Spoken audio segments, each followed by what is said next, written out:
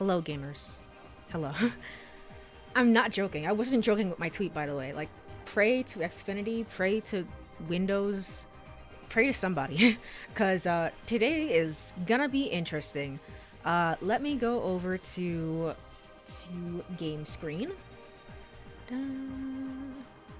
There I am. Yay! Hello everyone. I hope you've been having a good week so far. We are back with some more 428 Shibuya Scramble. I was supposed to be back yesterday with this, and I apologize because there was a giant snowstorm outside on top of all the internet issues I've been having all week, and I was just like, you know what? Not really feeling it. Not really feeling it. You know what? We're just gonna cancel and hope for the best tomorrow. So that's what I decided to do. So we're gonna have 428 Shibuya Scramble for today, and then tomorrow we will have 1000 Resist. And yeah, I will say that after Tuesday's stream, Windows was like, hey, we have an update for you, and then I don't know what happened. I don't know what happened to my PC. I didn't mean to do that. Bro, no.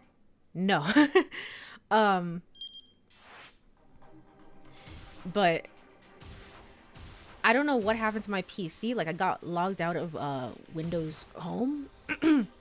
Like my home Windows 11 Home that I have on the PC. And then everything was just like, all the devices basically got reset to default and stuff like that. All the personalization got reset to default. So hopefully, I had to check before stream because no sound was coming through, but hopefully now you all can hear me through my USB mic. Rather than, well, this isn't a USB mic. This is an SM7B. Hopefully you can hear me through that rather than my webcam mic, because if not, oh boy, this is going to be a fun stream. This is going to be a really fun stream. Anyway, yes, 428 Shibuya Scramble. We are back. Last time, we finished all of Maria's story. Maria met with the man with the cane, who I assume to be... the man with the cane, I assume to be... friggin... I keep forgetting his name, but Kano's hero. I assume somehow that's the person that's gone rogue. And we also finished through all of Achi's story. They got kind of blocked in.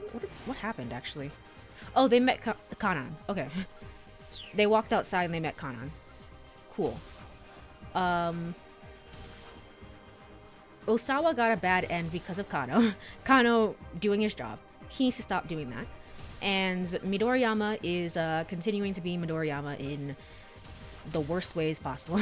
Just the worst ways. So, with all that said, and with all that recap out of the way, let's just get into it.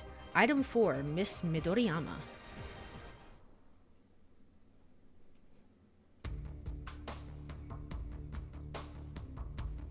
Shoto was one of Shibuya's, indeed, one of Tokyo's most upscale residential districts. Wherever one looked, there were stately manor houses giving off an imposing air, sending the message that this was no place for the common folk. Right here's fine. Minorikawa directed Kimizuka to pull over. Wait here for me. I'll be right back. Hopping out of the taxi, he checked the nameplates of the nearby homes. Here we go. Here we go. He'd spotted a nameplate that read Osawa. Kenji Osawa, huh? The name nagged at him somehow. It had been on the back of his mind ever since he'd seen it in the phone book back at the cafe. Technically, you could have contacted him in one of the bad ends. I don't think you actually did, though, so we never got that.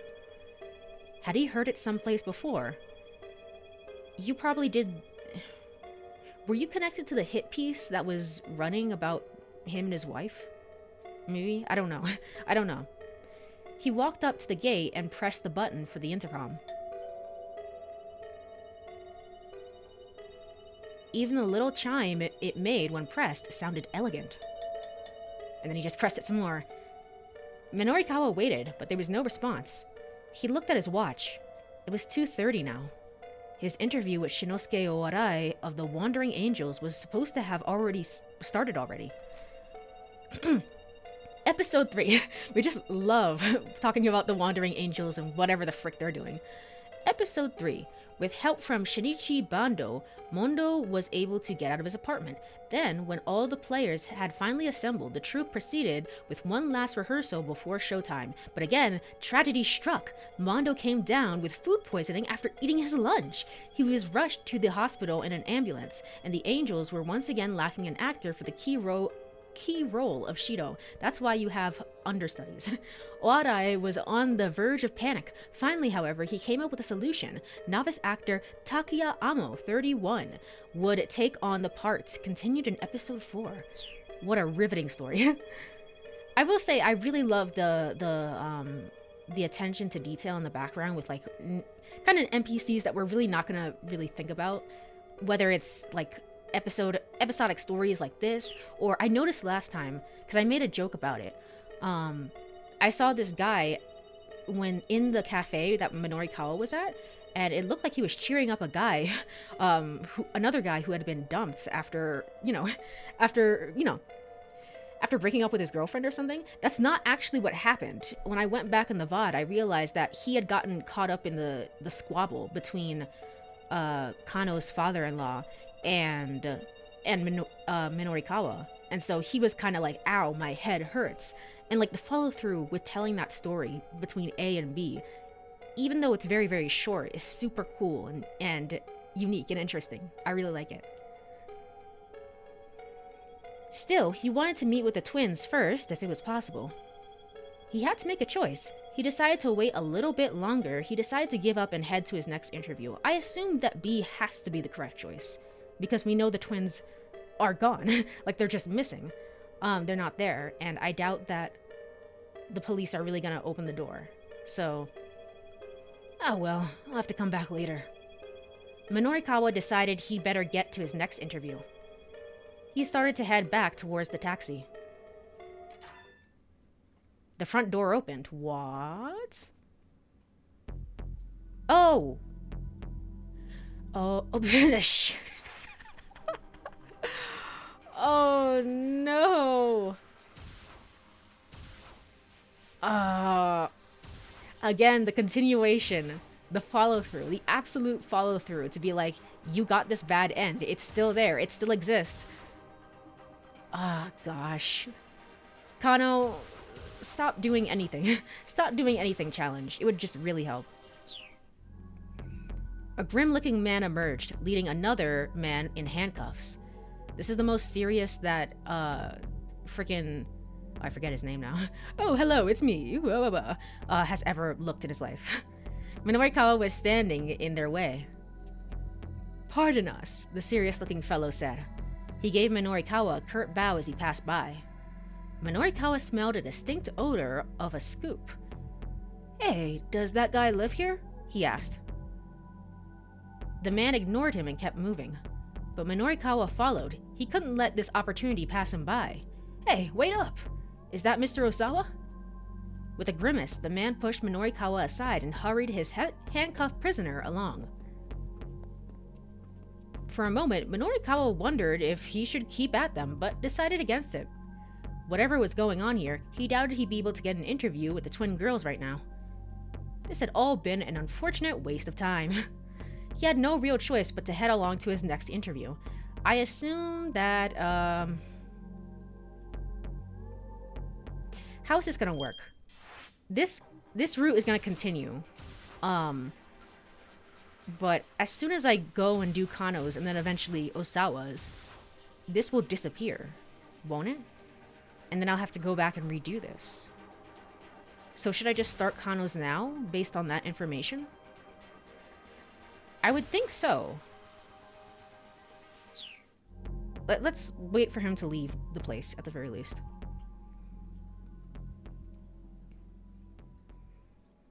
Okay, we got a save there. And then we moved on to a new scene. Okay. With that in mind, because we accomplished absolutely nothing, let's go ahead and Kanan.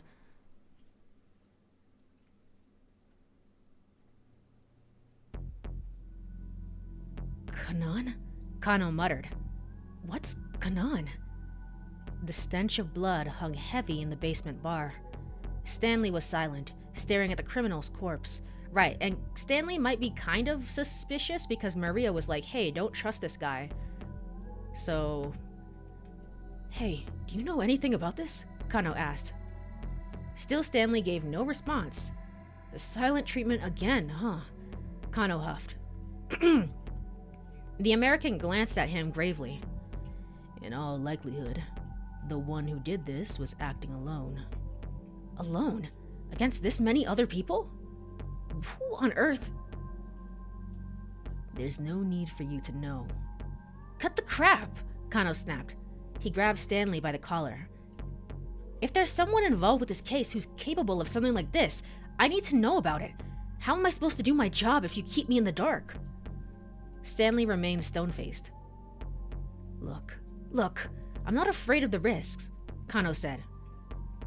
And I'll be a lot more effective if you at least fill me in on the basics here. The more you know, the sooner you'll wind up dead. Kano tightened his grip. But it's okay if I wind up dead while I'm still in the dark, huh? Fine, Stanley said. I'll answer your first question. He brushed Kano's arm aside.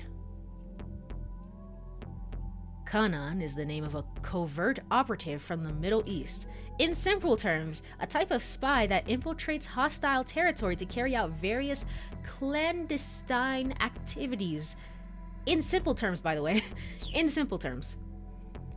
I believe she's the one who killed these people here. The Middle East? A covert operation? Kano hadn't expected spycraft to be involved with this. Yes, she's an assassin and cryptanalysis specialist. Do you recall the jailbreak from Abu Ghraib prison a while back? A prison in Iraq west of Baghdad? I don't remember. Under the Hussein government, it was an internment facility for political prisoners, but following the Iraq War, it was used by the U.S. Army to house prisoners of war. In April of 2004, photographs of detainees being tortured by U.S. soldiers were released, causing a massive scandal. President Bush later made the decision to have the facility demolished. I did not know about that. Well, today I learned, and it's very important. Kanan was the one who provided the intel the escapees used to get out. Kano was at a loss for words. The case suddenly started to seem a whole lot more sinister. Whoever this Kanan person was, she'd apparently killed nearly a dozen people with only a knife. She was clearly no one to trifle with.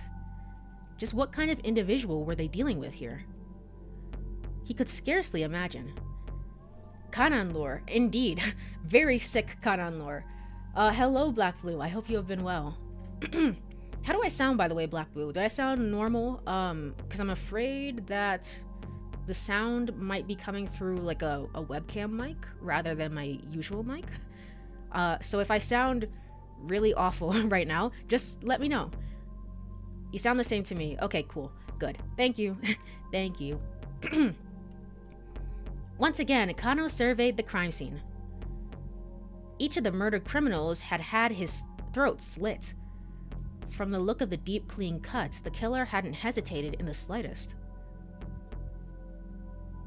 Okay, so then what connection does this Kanan have with the mastermind behind this kidnapping? If Kanan had killed all the foreign syndicate members in this bar, did that mean that she and the person behind the kidnapping were enemies? Or perhaps she and the kidnapper were working in concert and she'd carried out these slayings as a part of some plan to get rid of some loose ends. I think the former is correct because her and Maria are friends, right? So I believe I said I'd answer one question. Turning away, Stanley picked up a file from atop a nearby table. Apparently, he wasn't in the sharing mood. Realizing that further questions would be pointless, Kano peered sidelong at the file as Stanley opened it. Inside was a detailed map of Shibuya. There were various routes marked with arrows and times. Okay, so this is probably the attaché case handoff thing that they were doing, which is just like, go around in circles, here, here.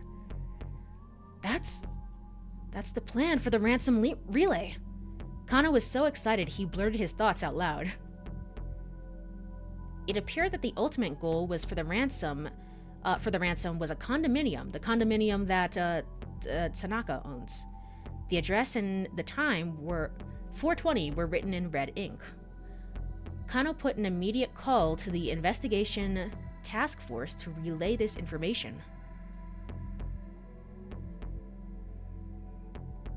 The final destination is Brown Hill 405 in Hiro 534 Shibuya. 240 420. Oh. Wait. Yeah. Well, look at that. Nice. The funny numbers. Alright,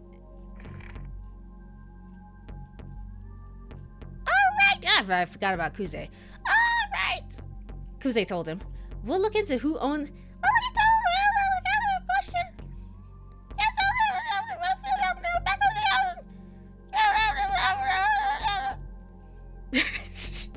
All right, cool. that was a new one for me. Finally hearing the order that he'd so long been waiting for, Kano felt a spark of determination flare inside him. Sorry, I was trying to say 420 but typed 240. No, you're good. You're good. I noticed. That's why I went back. Yeah, funny numbers. All right, let's go, he said. Some of his excitement slipping into his voice. Stanley, still solemn, closed the file and followed him out of the bar. Huh, okay.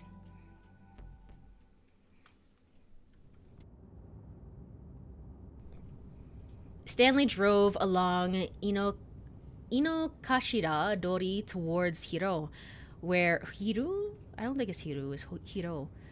Where the finish line for the ransom relay was located. His demeanor was cold and brooding, in sharp contrast with Kano's gung-ho readiness. It's interesting. I thought for sure that, like, I already forget his name because he's gone. But the person with all the disguises was going to be like a partner throughout the entire story, and then like partway through, they were just like, "Yeah, so you're working with this guy named Jack Stanley. Good luck." And it's like, whoa, okay. Sasayama was his name. So it's so interesting.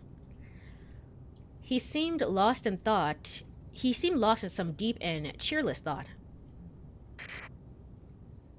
Kuze's voice came in over the wireless as the car came onto Meiji-dori.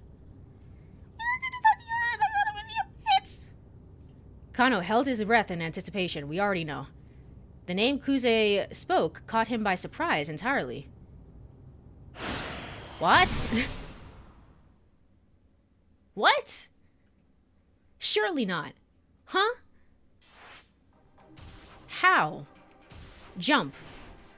Oh, I guess that's how. Okay.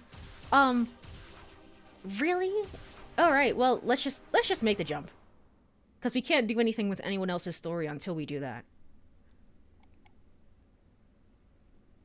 It was from Pretty Honey. Incidentally, Shinya Kano's girlfriend Rumi is doing some shit and whatever, who cares? Alright, back to Kano.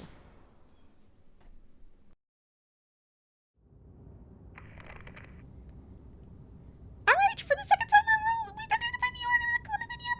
It's Mamori. What? Kano squawked. This was an unexpected twist. Was it? Kajiwara confirmed that Tanaka left the Osama residence just after 14 hours. 14 hours? No word on his movement since then. It's possible that he is there to do a private condo.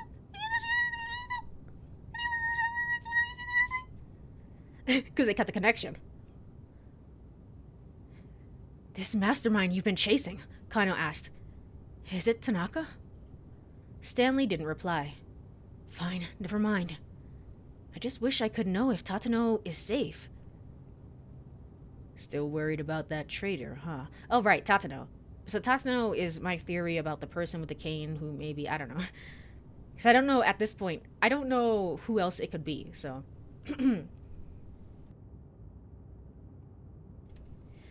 So Stanley could ignore all his questions, but still remember his snide remarks. But still remember to make snide remarks. Talking about Tatano's the only thing that gets a reaction out of you, isn't it? Kano snorted. What makes you so certain he can't be a traitor? What makes you so certain he can't be a traitor? Tatano just isn't like that. That's not an answer. Stanley scoffed. Alright, I've watched the man work for years. I know him. He has no reason to betray the Force. You've watched him work, huh? What about his private life, then? You know all about that, too? He hasn't had money trouble or anything like that. Kano felt his blood start to boil. I don't care what you think, he said. I trust Detective Tatano.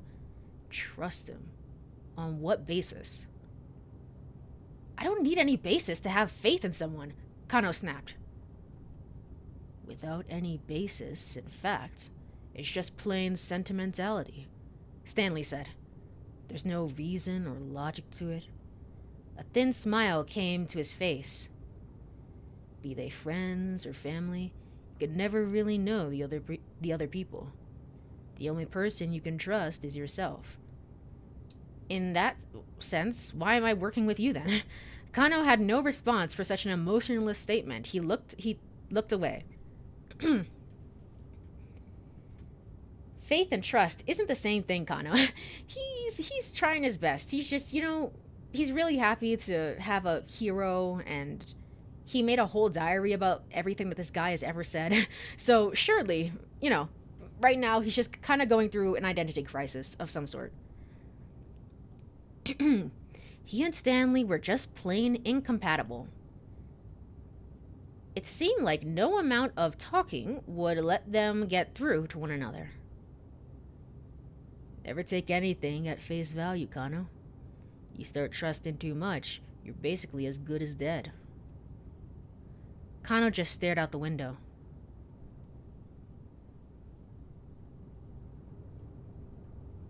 The Shibuya precinct came into view. Tanaka's condo wasn't much further now. Huh. They were outside Tanaka's condo now. Okay, we're here. Never mind. Over there, Stanley said, keeping his voice down. Who the heck is that? Across the street was one of the foreign syndicate members walking briskly, the attaché case clutched at his side. At what point did we lose the attaché case? I can't remember.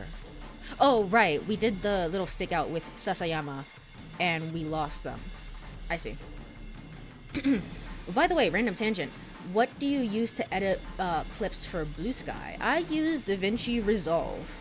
So I just kind of downloaded it and watched a tutorial, and then I was done. DaVinci Resolve is free for the vast majority of its features. So it's pretty good. It's pretty good. I'm making the arrest. Kano, wait, Stanley exclaimed. Kano heard him loud and clear, but he had no intention of stopping. Oh boy.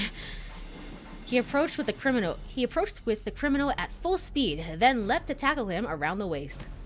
The two men fell to the pavement in a tangled heap. The collision sent the attaché case flying. Uh-oh. Cool, thanks. Yeah, no problems, no worries. Kano's eyes tracked the case for a moment too long. He was caught off guard when the man threw a punch at him. Ah, dang it. The blow caught him right in the jaw, snapping his head back. For a moment, Kano saw stars. As he shook off the impact, the man sprang to his feet and sprinted away in the direction of Stanley's car. Stanley! Kano shouted. Grab him, get the case. Get the case, right? Well, no! No, I shouldn't have done that. Shoot. Kinda wanna go with the other one. That's fine. Get the case! Stanley headed for the attaché case while Kano went after the suspect. Oh, okay. We're just saying who would do what. Alright, fine. Kano, come on, this is the exact same mistake you made last time. Yep, he doesn't learn. He's going through it seems. Suddenly, the fleeing man skidded to a stop. Several cars had pulled across the road ahead, and detectives were pouring out them. His escape route cut off, the criminal resigned himself to capture. While Kano helped make the arrest, several of the other detectives broke into Tanaka's condo.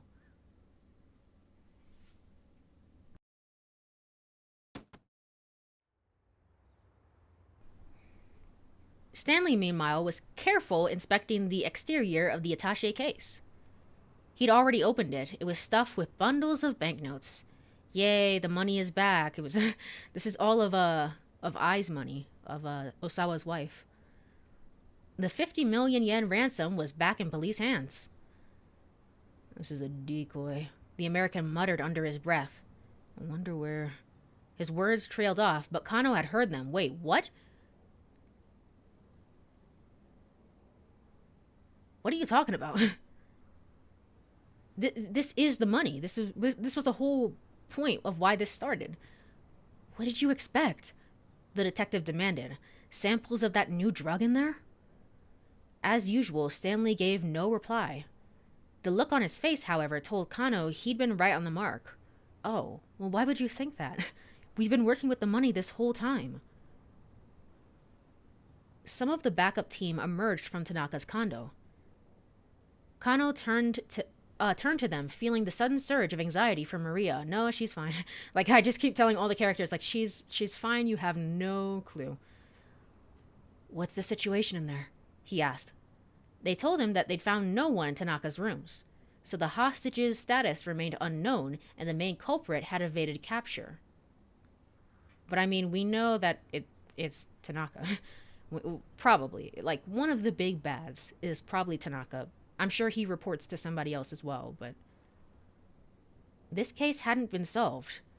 In fact, it was still unfolding in the worst way conceivable. And still, Stanley remained focused on the attaché case, pondering it with a thoughtful expression. Look, Kano told him, I'm going to request that I be returned to my normal duties. Maria still needs to be rescued, and I still need to find out what happened to Hitomi and Detective Tatano. For once, Stanley actually responded. Hitomi. Yes, that's it. It makes perfect sense that they'd have her carry it. What? What? Huh? What do you mean? Hold on. Hold on, I'm gonna take a sip of water and get ready for whatever the frick is about to happen.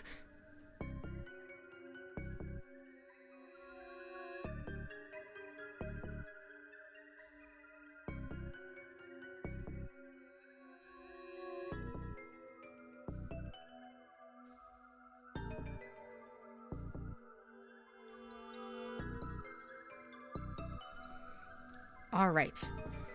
This whole attaché case relay was a fake-out. Whoa, slow down, Kano said, wishing he could calm himself with his words. Explain what you're talking about. Somehow the kidnappers made contact with Kenji Osawa and got him to have Hitomi carry the drug separately from the ransom. What? Wait. You're saying... Wait.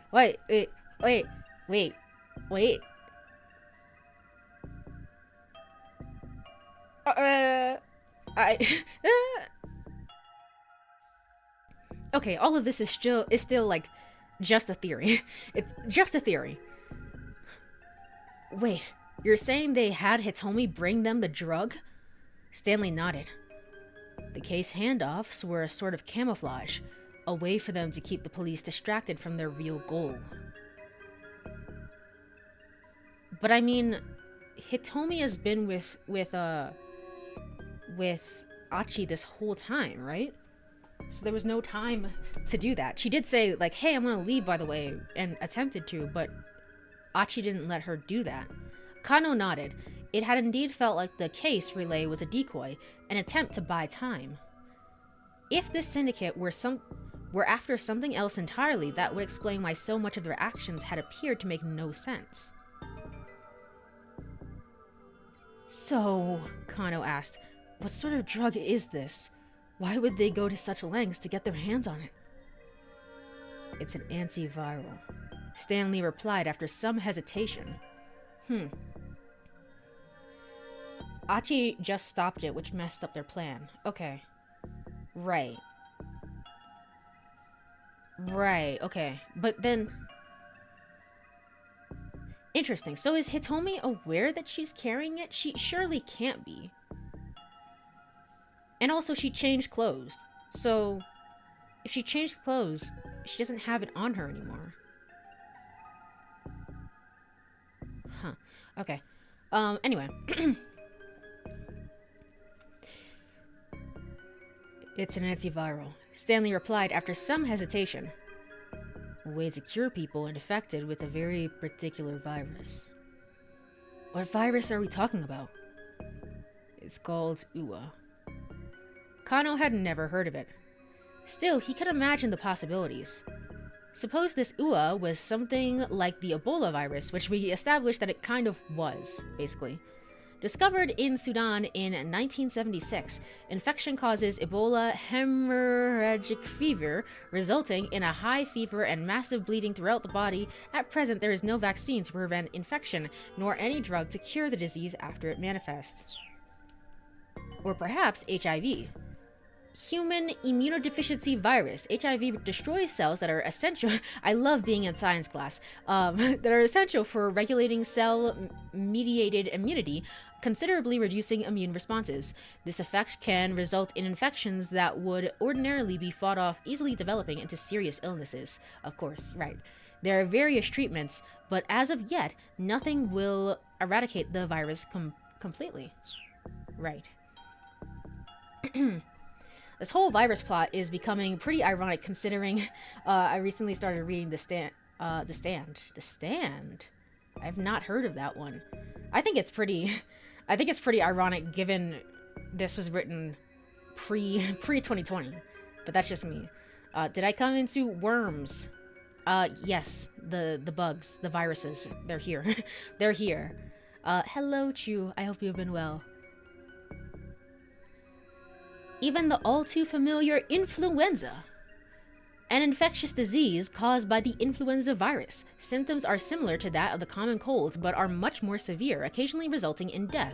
There are three main types of the viruses, A, B, and C, with A and B causing the typical run of illness in humans. Neuraminidase is recommended as an effective inhibitor, but this merely alleviates the symptoms and is not a complete cure. Alright, well, that was fun. That was fun. There were medicines that could treat all those diseases, but nothing that could cure them completely. It's a Stephen King book about a deadly flu virus created by the US Army with a 90% death rate. It accidentally got out and basically destroyed the world. I see. Yeah, that sounds pretty... It kind of pretty similar to UA in this game as well. We didn't say... Did we say? I don't think we said that UA was man-made. I don't know. It's just kind of a mysterious virus that popped up, but there's a lot of human involvement with it because it's kind of bad. So, yeah, basically like that. Any drugs that could do that would be worth vast sums of money. Gano, do you have any means of getting in touch with Mr. Osawa? Yes, I know one of the detectives stationed at his home. Check in with him ASAP. Find out whether or not he gave the antiviral to Hitomi. Why would you word it like that? Like, not give the antiviral to Hitomi, but instead, did you give the antiviral to Hitomi? You know? Kano suppressed a scowl. It looked like he wasn't done assisting Stanley yet. He got out his cell phone and dialed up Kajiwara. Oh yes, indeed. Hello, it's me, Kajiwara. Woo. Hello. Kajiwara picked up promptly. Kano, what's going on? Could I speak with Mr. Osawa? I suppose that'd be alright. What for, though? There's something I need him to confirm for me. It's an emergency. Alright. Just make sure not to tell him anything about the investigation. Sure thing. Alright, the moment of truth. Let's make sure we're absolutely clear in the way that we word this. After a while, a man's hoarse voice came over the line. Osawa speaking. Can I help you?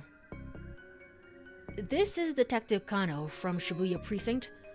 Time is critical, so I need to cut to the chase here. Kano took a deep breath.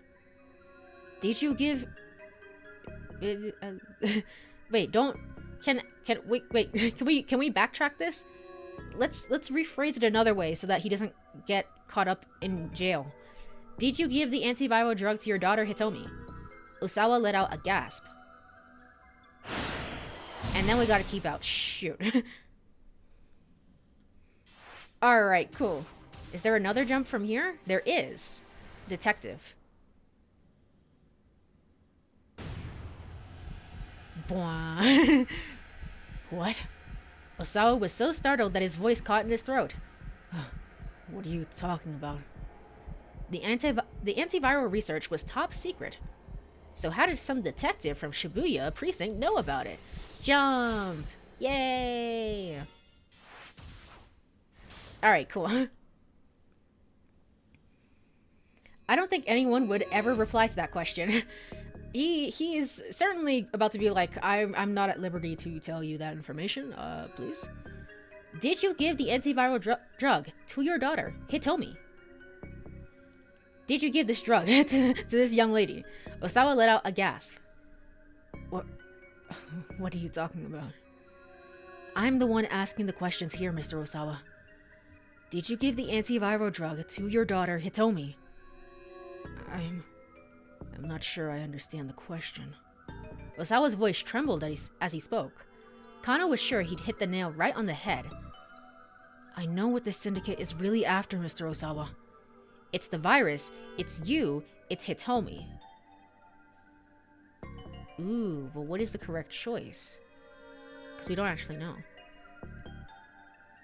They're after the virus.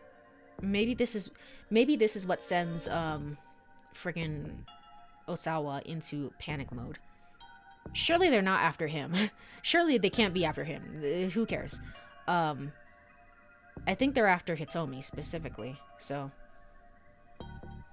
what did he say on the dead end route? He was talking about like everyone would die and it's all my fault, basically. So I assume he was more focused on the virus. It's Hitomi. They're after Hitomi. It's Hitomi. Osawa remained silent. Mr. Osawa? Is everything alright? The line went dead. Oh, shoot. Wait.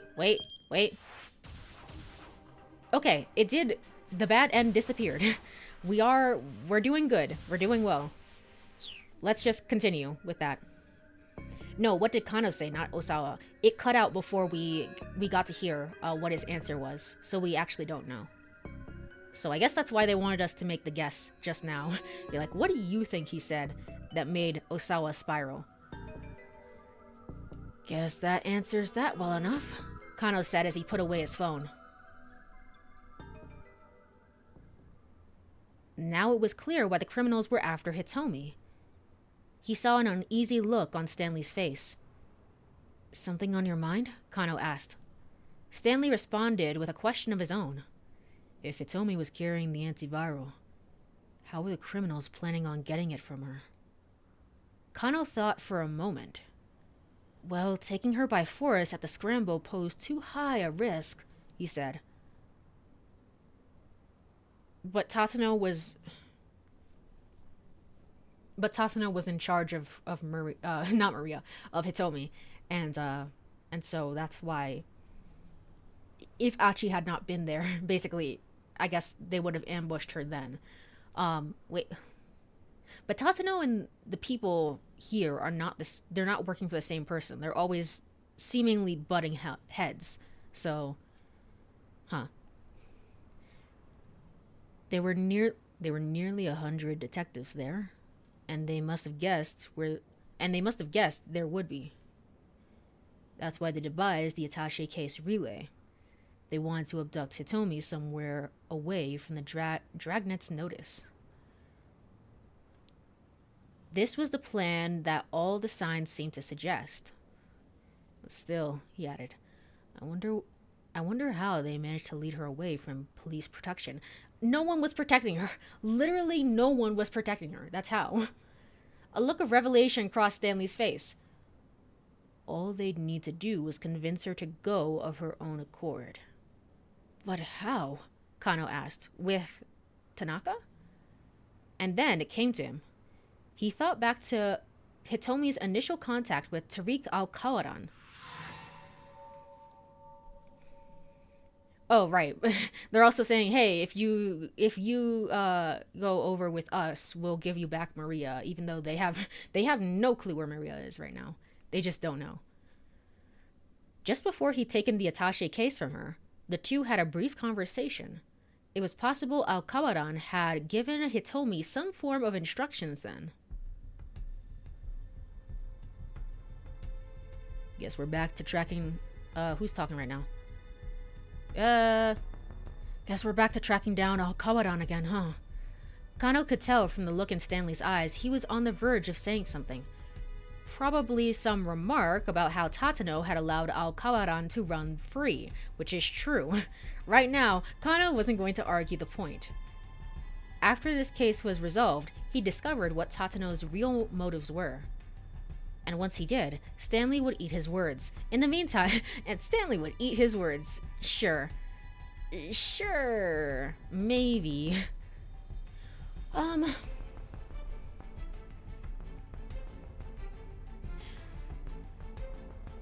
So we're going. I'm going under the theory that the man with the cane is Hitomi.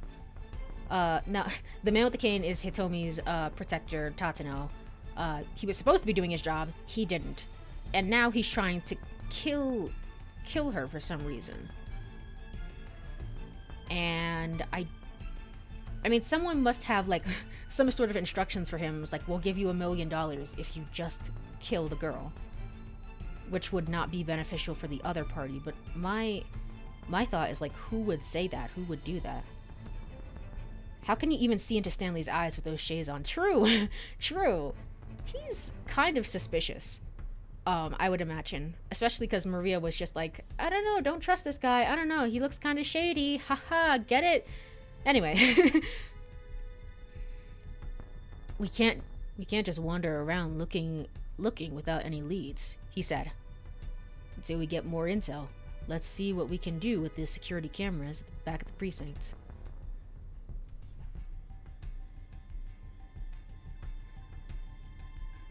Shady. Do you think Stanley is a pun guy? I think if we weren't in this specific situation and things were perhaps a bit more relaxed, he might still be evil. But I think he would be kind of a pun guy. I bet he is. Yeah, that's what I think too. Numerous monitors shone down on the pair as they entered the Shibuya precinct's surveillance room. Each showed an array of faces of individuals somewhere in Shibuya. Is this somehow connected to what Minorikawa was researching earlier, which is like privacy or whatever?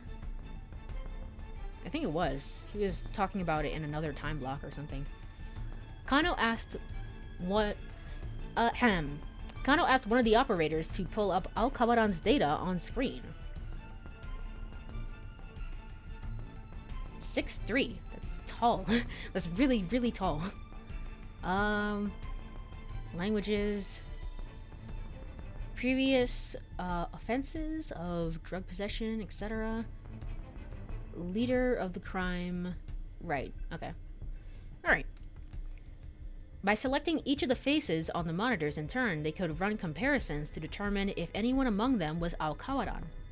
One by one, the operator made his way through the faces. Assuming their target was still in Shibuya, there was a high likelihood they'd find him. But the minutes ticked past, and there was still no sign of him. Kano's tone grew more and more impatient as he directed the operator's search. Just calm down, Stanley said. He set a hand on Kano's shoulder. You keep wasting your energy when you don't need to. That's just how I do things, Kano replied. I'm energetic because I care. He pointed out another face to the operator. Well, you're setting yourself up for a short life. With a sigh, Stanley sank into a nearby chair. These two do not get along at all. My brother was like you. The American spoke so quietly that his words were barely audible. My brother was like you, and then he didn't elaborate or care to elaborate, and Kano also didn't care. He was just like, yeah, whatever. 10 minutes later, a man clad in black appeared on one of the monitors. The operator lined up his cursor. The comparison check confirmed that it was Ao Kawaran. Yes, Kano hissed, pumping his fist. It appeared that their quarry. I think it's Query. There was a game that came out recently with the same name, like The Query. I think it's that. Was simply walking around town, calm and composed. Kano radioed in Ao Kawaran's location to Kuze. Kuze ordered. Will I? They saw Ao Kawaran stop in front of a cigarette vending machine. Was he waiting for someone? Sasayama reporting, Hey, Sasayama, I missed you. Why? Why are you not in the story as much as I'd like you to be? I've got my eyes on the mutt. The name from the game is from the stone mine thing. It's like another word for prey. Oh, okay. The prey version is more like quarry. Oh, okay. Why is English so hard? Why is English like this? Why? Why would they do that? Why would they have two different pronunciations for two different meanings and this spelled the exact same? Why would they do that? What if it's scary? Mutt, perpetrator. Hook, to put someone in cuffs. Dipper, pickpocket. Wants, outstanding warrants. Hang paper, to write multiple citations. And other such traditional police jargon. Okay. Kano's partner had evidently been nearby. I'm making the arrest, he said.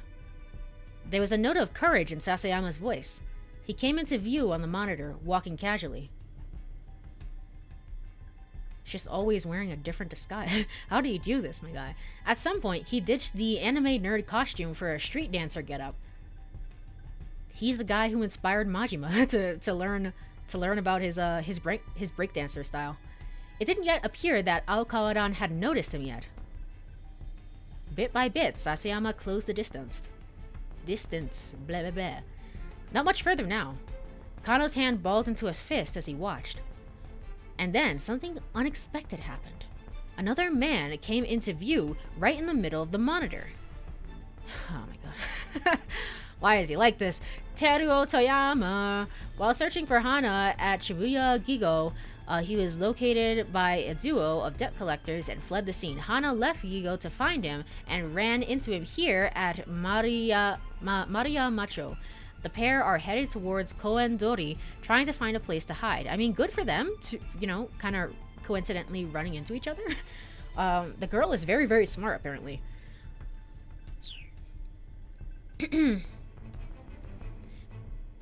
Another man came into view right in the middle of the monitor. There was no sound, but they could see the newcomer was shouting something. Why? Why? Why do you do this to us? He's Niju Menso. Niju Menso. What is...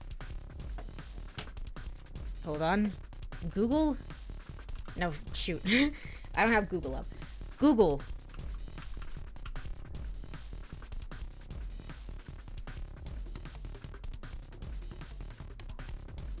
Alright, cool. Niju Menso.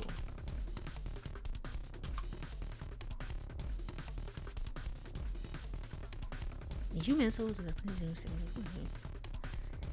man of 20 faces, a famous phantom thief. Oh, I've never heard of this. I mean, it's like a... the thing that comes up when I type it in is an anime, but I think it's more, you mean more like a urban legend. Yeah, the Fiend with 20 Faces, a fictional character. I see. A recurring antagonist of Kogoro Akechi in Edogara Rampo's mystery fiction. Ah, I see. Okay, I see. I don't think I've ever... Have I ever read any of Rampo's books? I don't think I have. Yeah, I don't think I have. I'd love to get into reading more. I probably should. I see what you mean. There are 2 anime I know that are based on it, but the Man of 20 Faces is an older urban legend. Right, right. Well, today I learned. More books for me to add to the list. Alright, back into the game. Sasayama launched himself like a bullet from a gun, and in an instant, Detective and Perp were locked in a violent scuffle right there on the street, because Toyama was just with Toyama and I don't know. Kano swallowed a lump in his throat as he watched the struggle unfold. Earlier in the day, Alkawaran had done a number on Sasayama, but this time, the detective had the upper hand. He got a grip on Alkawaran's neck and kneed him repeatedly. Alkawaran tried desperately to bring Sasayama to the ground, but Sasayama braced himself and avoided the takedown. Then he shifted his stance and took Alkawaran to the pavement with a spectacular hip throw. Hey! Yes! Kano clapped his hands together in excitement. Catching the perp in a scarf holds. A technique in judo involves wrapping the arm around the opponent's neck while performing an upper body pin. Sasayama got out his handcuffs. In terms of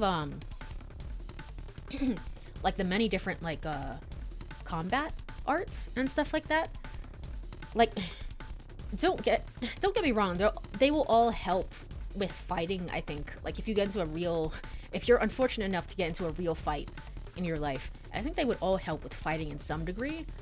But I imagine like because boxing is so limited in its rules and like you can only punch the upper body and stuff like that and you can only do these specific things, I imagine that boxing is like least helpful, honestly. And the most helpful thing to learn is something like judo, honestly.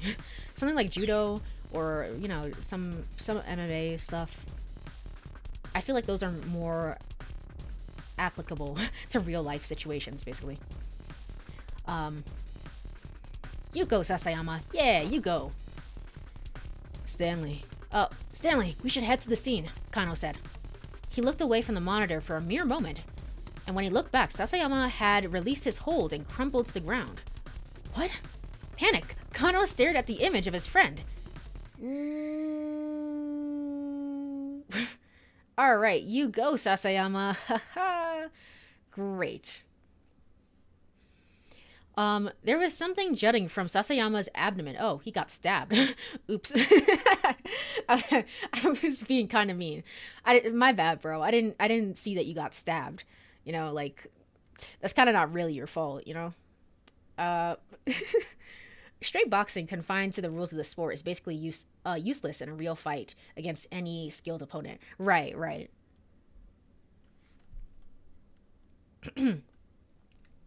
Zoom in, Kano cried frantically.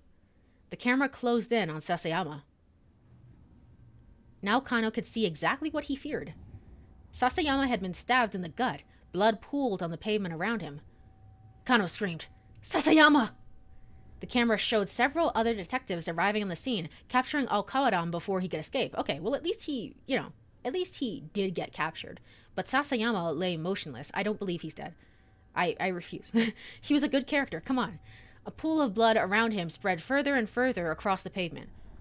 Unable to look any longer, Kano rushed from the surveillance room. Please don't tell me. Please.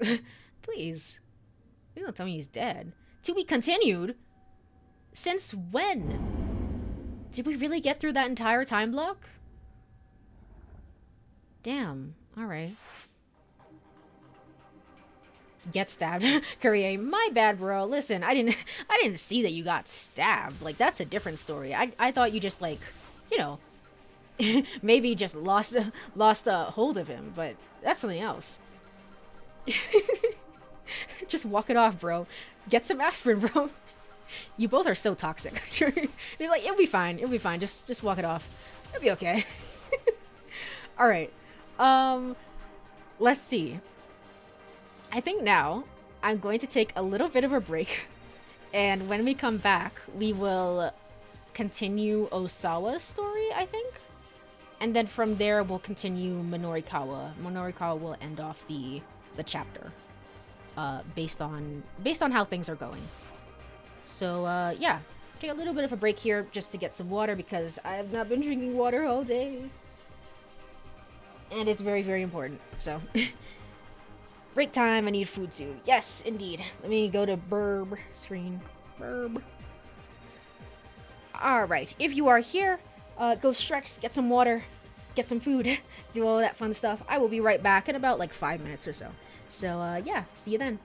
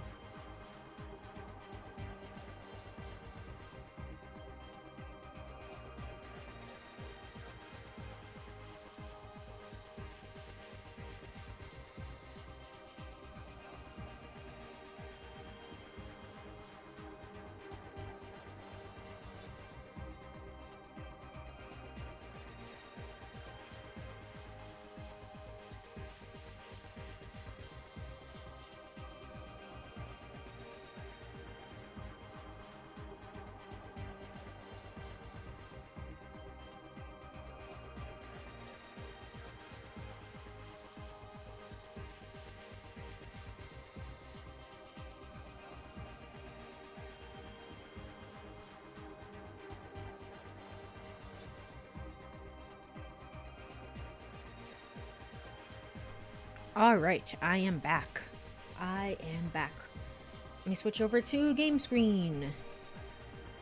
Yay. It says that we've dropped a few frames, like 0.6%, but as long as it's less than a percent, I think I'm pretty okay with that. I'm pretty okay, I think. I will say though, my computer is just like so loud today. The PC is so loud. I don't know what Windows did, because I went through to the BIOS, like, internal screen, and I like set all the fans and stuff, and so it should not be this loud for what it's doing. I have no clue. Why do I update Windows? Let's be real. Why do I do this to myself? Anyway, thank you for the welcome backs. Thank you. Let's go ahead and hop into Osawa's story. We should have a jump to get from Kano's story, but let's continue. Let's continue.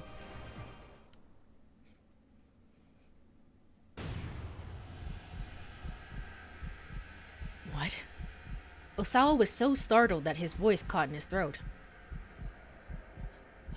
What are you talking about? The antiviral research was top secret. How did some detective from Shibuya know about it? I'm the one asking the questions here, Mr. Osawa. Did you give the antiviral drug to your daughter Hitomi? I'm not sure I understand the question. I know what this syndicate is really after, Mr. Osawa. Osawa's mind went blank when he heard what Kano said next. He could give no reply. Mr. Osawa? The detective continued after a moment. Is everything all right? Without really thinking, Osawa hung up. But I shouldn't be getting a bad ending. Yay! He didn't tell the police. Yay! Osawa staggered out of the living room. He needed to be alone. To his surprise, Kajiwara didn't try to stop him.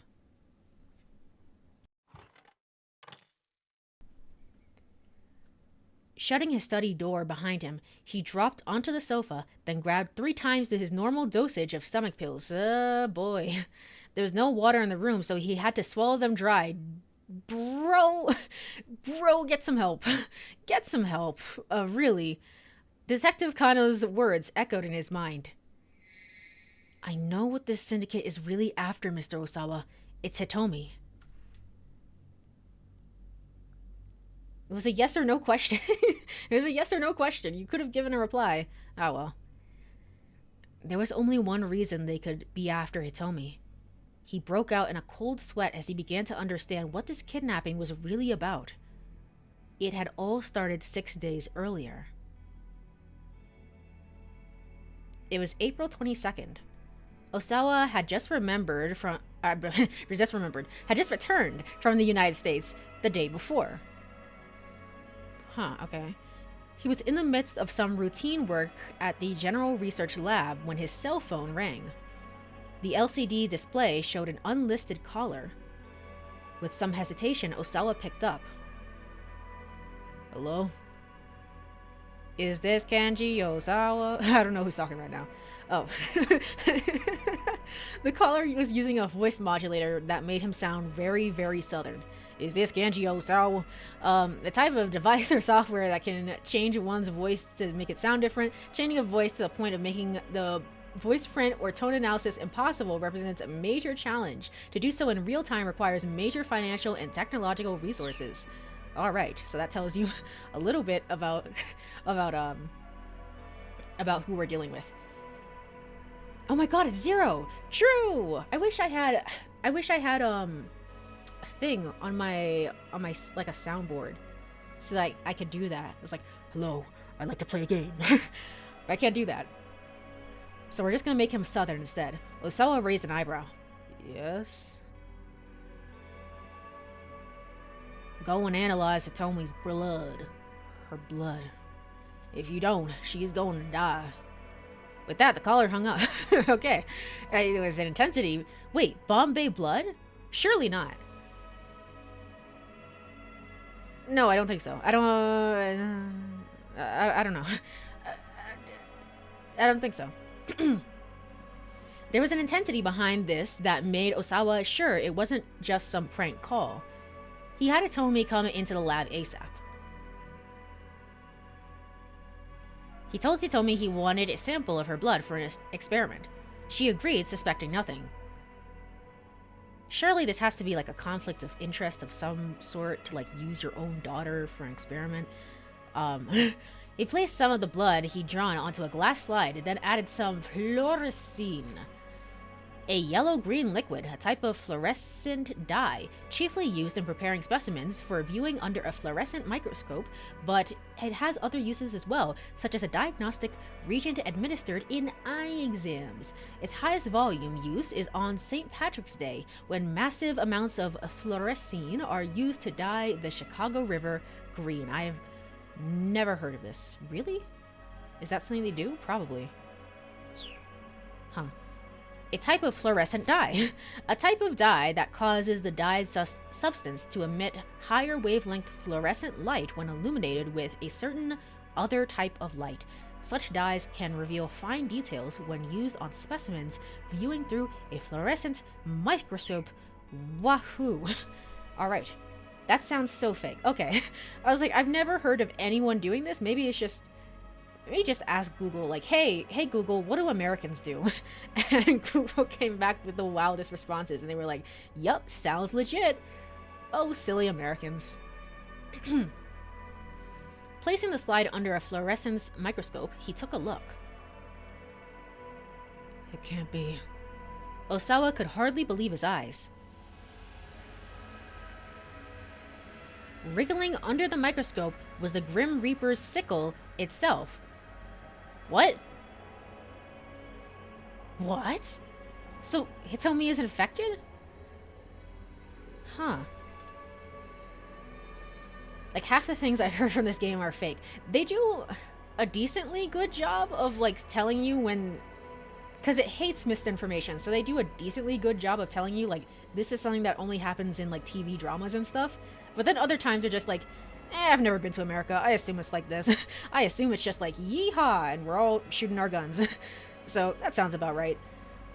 Bro, Shibuya be capping. Americans don't do that crap. Wriggling under the microscope was the Grim Reaper's sickle itself. There was no mistaking it. Hitomi was infected with the UA virus. How?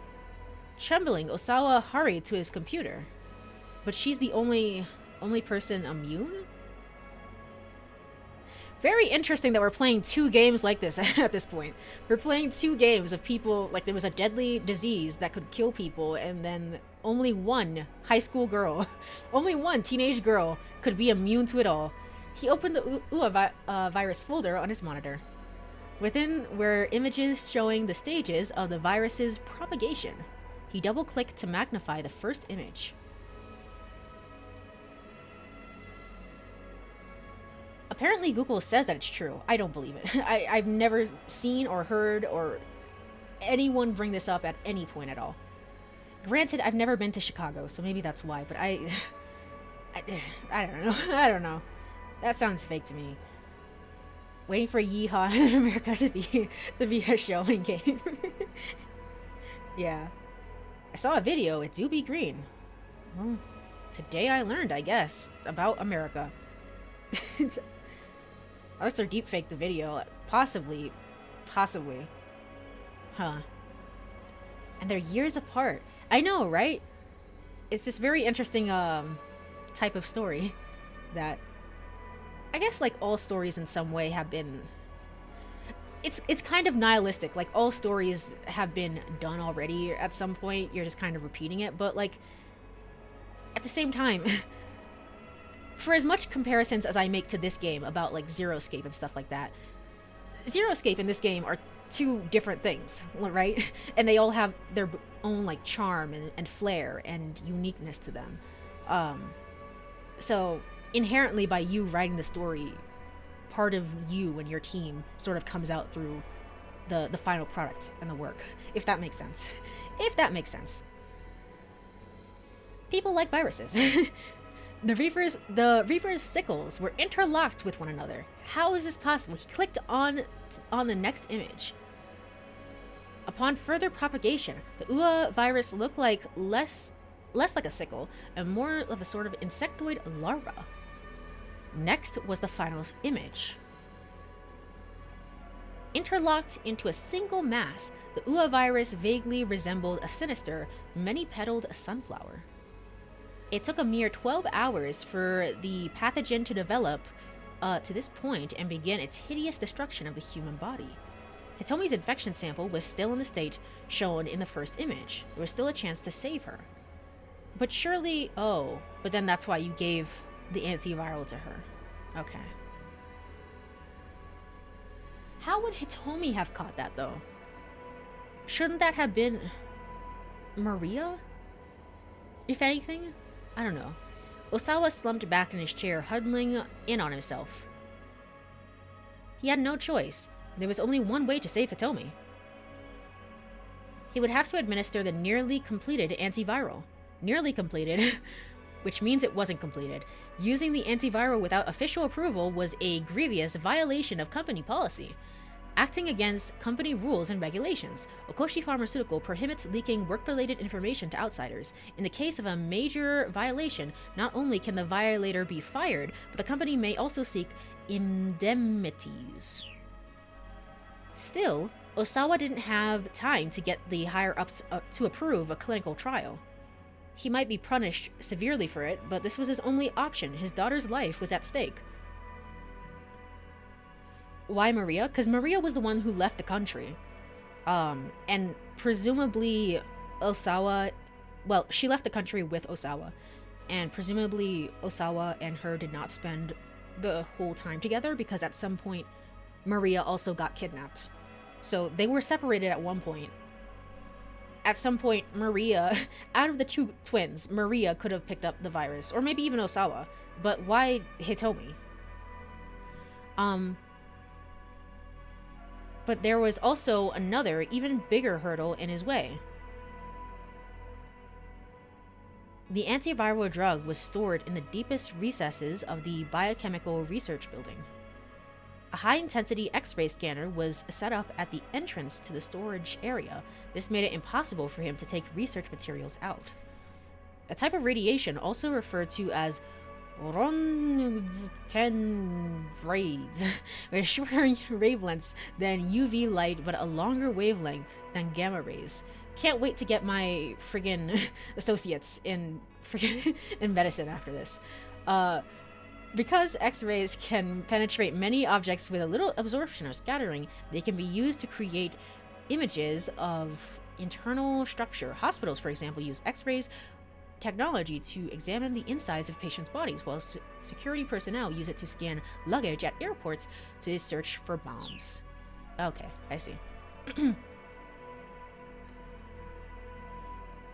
If Hitomi wasn't with Osawa, maybe she got it when he was abroad.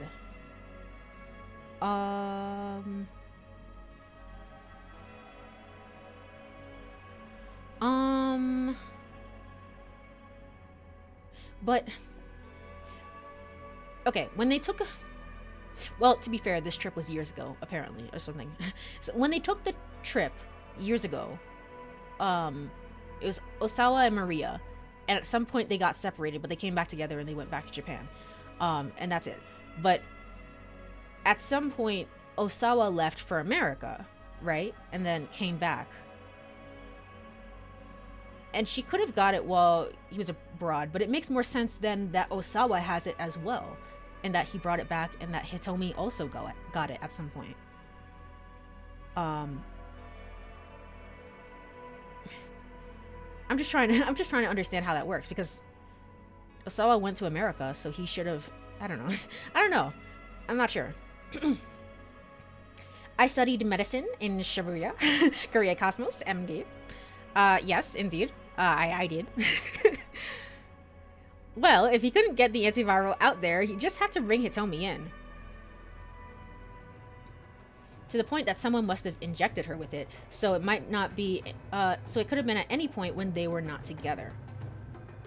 I suppose, but wouldn't Hitomi be like, hey, I don't know, like, Did you know that this happened to me? Or did you know that, like, I don't know. That seems a little... I'm not fully on board with that idea yet. The story would have to explain something like that to me, but I'm not fully on board with that idea quite yet. A course of action quickly took shape in his mind. First, he'd need to slip out of the general research building. He would then head to the biochemical research facility and show his ID card to the guard at the front gates. Identification card, many facilities carry out including... Yes, indeed. Okay. Ooh, 3D models? What? Huh, okay. Kinda cool. Kinda cool, to be honest. It would depend on how they injected her. Maybe they pretended to be a doctor or she was unconscious. Yeah, but then Hitomi would have to... I don't know. I feel like I would need more from Hitomi to sort of make that connection. I mean, it's possible, obviously, that her family is so caught up in the medical fields that, like, I could have been... or, you know, Ai's father or Tanaka could have been like, hey, we just need you to take this sort of shot and we'll be fine. But at the same time, it's also like, I don't... This has never been brought up before. I wish... I don't know. I just kind of... I'm not into the idea quite yet. That medical degree came in handy with the speed reading. A lot of yes, but why? Yeah. It's just kind of... I don't see it that way quite yet. It's not that I'm, like, disagreeing with the game or not enjoying it or anything. It's just I don't... I'm not really thinking about that part of it. That seems... I'm just kind of more talking out loud. I just say a lot of things, and I just kind of theorize and be like, why? But it doesn't mean that, like, I'm criticizing the game or anything. So... This elevator required an ID card to scan, a scan to operate.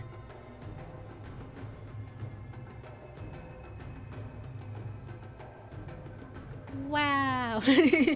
Look at all the pretty shapes! Okay, so this is the secret underground testing facility bunker that we have because we have all the money in the world. It'll take about 20 seconds to get down to the first basement level and arrive at the entrance to the storage area. Finding an excuse to get Hitomi that far ought to be doable. If the security guard got suspicious, Osawa could simply say there was a top secret hematology experiment and the guard would probably believe him. The problem was what came after.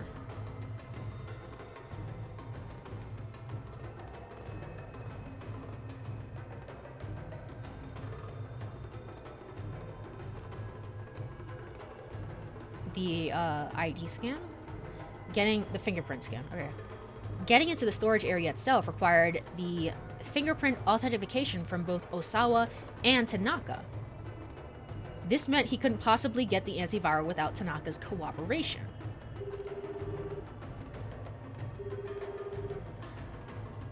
Okay. Okay, right. Okay. The game brought this up before, but I forgot about that. Desperate with uncertainty, Osawa called up Tanaka. He frantically explained the situation. Understood, Tanaka replied. We need to get her this drug as soon as possible. If the company finds out about this, you'll be held accountable for violating a corporate policy along with me. Are you sure you're okay with that? What are you talking about? Hitomi's life is more important than company policy. Tanaka spoke without hesitation. Osawa felt an immense surge of gratitude for his assistant. And I have to say, I'm deeply moved by your determination, Tanaka added. Moved? Whatever for. You really are worried about Hitomi. Osawa's gratitude faded. What are you talking about? Of course I am. My apologies. It's just that putting your career on the line for something so personal is... It's what? It's not like me? No. Well, yes. I'm sorry. Now Tanaka's voice was colored with embarrassment. Just what sort of person do you think I am?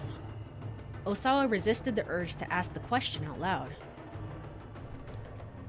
I guess this is why he trusted Tanaka so much. Right, exactly. Because he could have been fired too.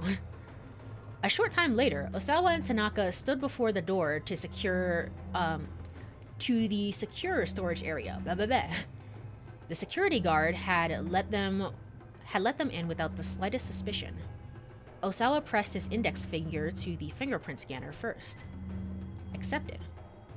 He'd realized he'd been holding his breath as his authorization finally went through. Half a moment later, Tanaka touched his own finger to the scanner plate. Accepted. The lock released with an audible clang and the heavy door opened. Osawa hurried to retrieve the antiviral. As soon as he picked up a small vial, he had a sudden realization. They were finally going to use the drug in a human test. His fatherly wish to cure Hitomi was overlaid by the intense rush of curiosity. The researcher's drive to discover his results. Now is not the time. Your daughter will die. Hurry. I need to hurry. I need to administer the antiviral as soon as possible. Osawa could hardly fend off his excitement. Over the course of the next few hours following the injection, the Ur virus would be eradicated from Hitomi's body, if everything went to plan, of course. There had been some fever and cramping as temporary side effects, but the DDS, drug delivery system, known as smart drug delivery, the ability to target a specific region of the body with a specific drug, has momentous implications for the future of medicine. DDS technology is currently being tested extensively around the world. But the DDS had done a spectacular job of stomping out the virus. In saving his daughter's life, Osawa had proven the value of his research. If he had been asked which made him happier, he would have been hard pressed to give an answer.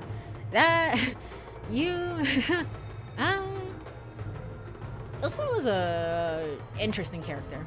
I don't hate him at all. Definitely not. He's an interesting one, despite not being completely pure-hearted, I guess. Afterwards, he asked Hitomi where she could have become infected, but she had no idea. He explained the need for secrecy and strictly forbade her from telling anyone what had happened. Now a week had passed since Osawa gave the drug to Hitomi. He'd been conducting checks and had discovered that the DDS had not broken down but remained in Hitomi's bloodstream. Oh. Extracting the DDS was a simple matter, requiring just a small blood sample from around the nape of the neck. A DDS tends to linger in the nape of the neck because the lymph nodes are located there. These lymph nodes identify viruses that invade the body as foreign substances to be attacked, but they are not always able to overcome particularly powerful pathogens. In such cases, the virus propagates rapidly inside them. Once the patient has been treated, the antiviral will seek out the virus and accumulate there as well. Okay. The DDS itself was simply the delivery system for the antiviral drug. Residual amounts of the antiviral itself stayed behind within the cells. The material used to create the DDS must, as a matter of course, cause I almost wonder, how do you, I mean, Google can be your best friend in things like this, but I almost wonder, like, in order to write something like this, do you have to, like, also get a resident doctor? Hey, my doctor friend, who, has a PhD in doctor stuff. Can you help me with said thing? I'm writing a story, and I want to know if, like, all of this sounds legit. I almost wonder.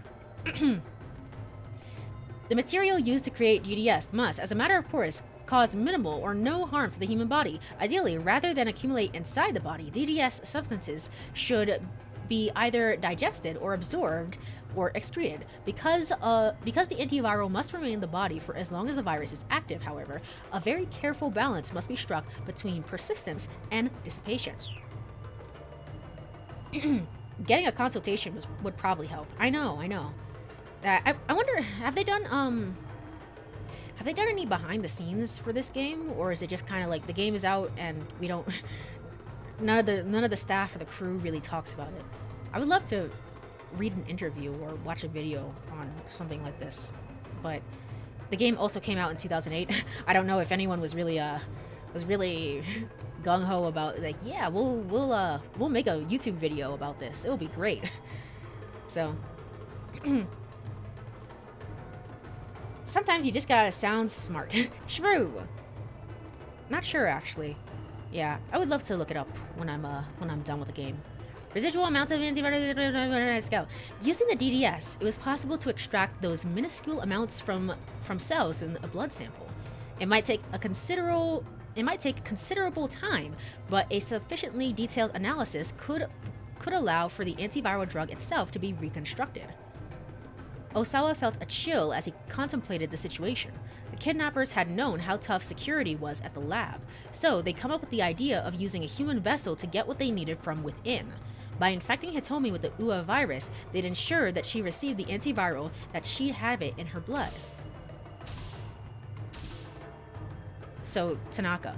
If Tanaka was working with the kidnappers, which he is, that would explain why they've been so cooperative with the fingerprint scanner. Okay. Okay. But when? When did Hitomi... When? How? When? Damn it! Osawa shouted. He clutched his head with his hands. Tanaka had been his partner and trusted confidant for years.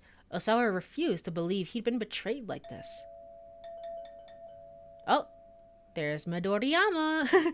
Hello, it's Midoriyama, not Midoriyama. Minorikawa. Sorry. Oh, wait a minute.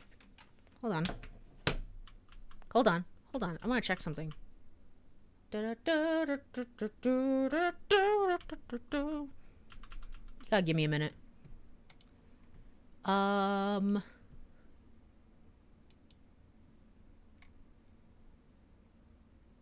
Yeah, I did. When I made the tweet on Blue Sky and Twitter, I wrote down more of Osawa, Midoriyama, and Kano. I forgot Minoru Midorikawa's name, even though. Oh well, whatever. It's kind of funny. Gosh darn it. My bad. My dad, Minorikawa. You didn't deserve it. You were the best of us. Or maybe not. Maybe, probably not. But, yeah, you didn't deserve it. Midori sounds like a more common name. Yeah. Maybe that's why I made the mistake. Let me scroll back up. There's probably one title. It's the Japanese visual novel that everyone forgot. Everybody. Did he say a week ago? No idea how yet, though. Right. For the injection. He did say a week ago. So all of this happened in a very short time frame. I'm not entirely sure yet. All right. Let me go back into the game. Ah, shoot. Whatever. Mr. Osawa, Kachiwara called out. It appears you have a visitor. Could you handle that? Jump. Oh, I didn't mean to jump right now. Oops. Well, it's fine. It's fine.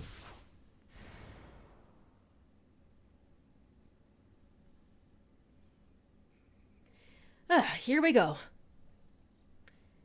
He'd spotted a nameplate that read Osawa. Genji Osawa, huh? The name nagged at him somehow. It had been at the back of his mind ever since he had seen it in a phone book back at the cafe. Had he heard it someplace before? He'd walked up to the gates and pressed the button for the intercom. Even the little chime it made when pressed sounded elegant. So he pressed it some more. Minorikawa waited, but there was no response. He looked at his watch. It was 2:30 now. His interview with Shinosuke Oarai of the Wandering Angels was supposed to have started already. Still, he wanted to meet with the twins first, if it was possible. I mean, wait a little bit. He should be there. waited like 5 seconds. He was like, come on, it's 5 seconds too late. He decided to wait a little bit longer. Just 5 more minutes. A woman's voice came through the intercom. Who is it? It's Minorikawa. Where would I know you from, Mr. Minorikawa? Oh, you know, here and there. I mean, there's only one Minorikawa, really, is there? I don't have time for such nonsense. Please, be on your way. I'm not going anywhere until I get an interview. Interview? Who are you with? The woman's tone had changed now. Maybe Minorikawa could simply talk his way through this. This is a piece for 4-star general gossip. Maybe not. Maybe don't say their name. Ah, perfect. I've been wanting to talk to them. Really? Why? Was this one of the Miss Midoriyama winners? Or perhaps it was the girl's mother, eager to boast about her daughter's achievements. Well, about that. Sorry, we only know one Midorikawa. He's like, why? Why does everyone keep getting my name wrong? I assume you're familiar with defamation of character, the woman said. What are you talking about? Article 230 of the Penal Code of Japan defines it as any attack against a person's reputation or societal standing. Right. the article about the two of them. It's a very serious crime. I know what it is, Minorikawa said. What's your point? He had a bad feeling about this. Why discuss the libel laws right before an interview? I'm not letting you get away with telling me you've forgotten. I wonder if you'll remember once I bring up charges. Her tone was calm and level, but laced with malice. You're talking nonsense, lady. Are you the mother? I got business with your daughters. Put one of them on the line. Why do you like this? Nonsense. The woman's wrath radiated from the intercom. It's your 4-star general gossip that specializes in nonsense. Her voice was so loud that it was cracking. Detective, arrest this man. He's a criminal. I don't know about that. He's annoying, but I wouldn't say he's definitely not a criminal. Detective, huh? You don't really think I'd fall for that, do you, lady? Minorikawa, you have no idea. Just who do you think I am? I'm Minoru Minorikawa. He crossed his arms and struck a defiant pose. Oops. Oops. Then the front door opened, and several men came trotting out. Sir, one of the men said, we'd like to ask you a few questions. At the word sir, the man flashed his badge, and Minorikawa turned to run on reflex. He hadn't thought she'd actually send detectives after him. Just what the hell was Heaven Publishing done to her? Never mind, he needed to get out of here. He couldn't afford to get arrested right now. Oh. And that's how my story ended. Alright, cool. Out with it. You abducted that girl, didn't you? Huh? No? What? Detective, you keep asking me the same question over and over. You know, kinda... That sound... kinda sounds like a bad ending to me. Kinda sounds like a bad ending. And I'll keep on asking until you tell me the truth. Look, ask all you want, but I can't tell you what I don't know. Then let's go back to the beginning, shall we? Oh, cut the crap! I don't have time for your games. As a matter of fact, you have plenty of time, I can assure you of that. The stubborn detective flashed him a grin. I can keep doing this for days if that's what it takes to get you to confess. I like to imagine this isn't actually friggin' I forget his name. Why am I forgetting his name so much today? Kajiwara. It's not Kajiwara, but instead it's just Kano again. Kano somehow, even though Kano is like in another alternate timeline doing his work, it's like somehow it's Kano again. And so the interrogation went on for hours. In the end, once his innocence had been established, Minorikawa was finally released. He wrote a scathing indictment on his experience. The report shook up the system in a major way. But that's another story for another day. Well, I think that we did good work today. Bad ends. Great, cool. It's not yet bad till the game says so. No, I'm pretty sure. I'm pretty sure the bad ends all have their own unique flair to them. It's like, oh, I know where this is going. I bet it's Kano doing the interview. Yeah, exactly. Exactly. Minorikawa was arrested for a crime he had nothing to do with. That woman would really, really hate 4-star General Gossip. Clearly he had no hope of getting anywhere with her, but there's something more understanding who might answer the intercom and said. Okay. So definitely don't make that jump quite yet. We'll run through with Osawa, and then we'll go back to Minorikawa. Is that... That might be the first... No. No? That might be one of the first bad endings that we've gotten with Minorikawa. I can't remember. Should have trusted Courie MD. Hold on. I can go back. I can go back into here, and then I can check, I believe. Mr. Osawa, the toilet is clogged again. No, shut up. Not this button. This one? Bad ending list. This is the list. I know. Tutorial, you told me this before. Right. Okay, we've gotten 2. Oh, right. This was the one at the very beginning. This was like the very beginning one. So, yeah, that's fair. But otherwise, we really haven't gotten any other bad end with Minorikawa except this one. I think you've gotten others. Yeah. Okay. Also, Osawa. We really didn't get a lot with him. This is also the very beginning. And then we just got that one just now. Huh. Maria has gotten quite a few bad endings. Achi has gotten a good amount. And Kano's just riffing over here. I don't know. I don't know what this man is doing. Alright, cool. Cool. Mr. Osawa, Kajiwara called out. It appears you have a visitor. Could you handle that? What could it possibly be, now of all times? You deal with it. Alright. Alright. With a sigh, Osawa dragged himself to his feet. We need to collect all the bad ends. I know, I was just thinking about that. Like, how many bad ends could be in this game? There might be maybe one per character per time block. So however many time blocks times 5, maybe. If so, that would be incredibly in depth for bad ends. He stumbled warily back to the living room, where investigators were staring at the intercom monitor with concern. The intercom's hidden camera showed a man with an unsettling grin posed intimidatingly outside the front gate. Osawa didn't recognize him. Yes, who is it? He asked guardedly through the intercom. It's Minorikawa. Where might I know you from, Mr. Minorikawa? You know, here and there. I mean, there's only one Minorikawa, really.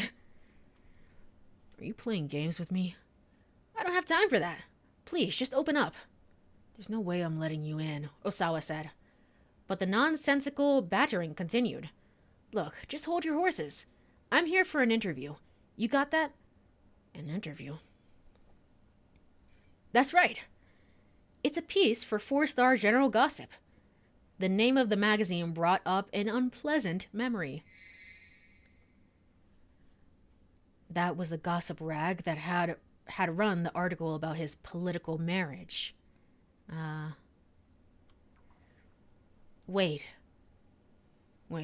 This is for one of those kinds of articles? What do you mean, those kinds of articles? I'm just looking for an interview. Why can't you specify what the interview is? The man's tone was both high-handed and belligerent.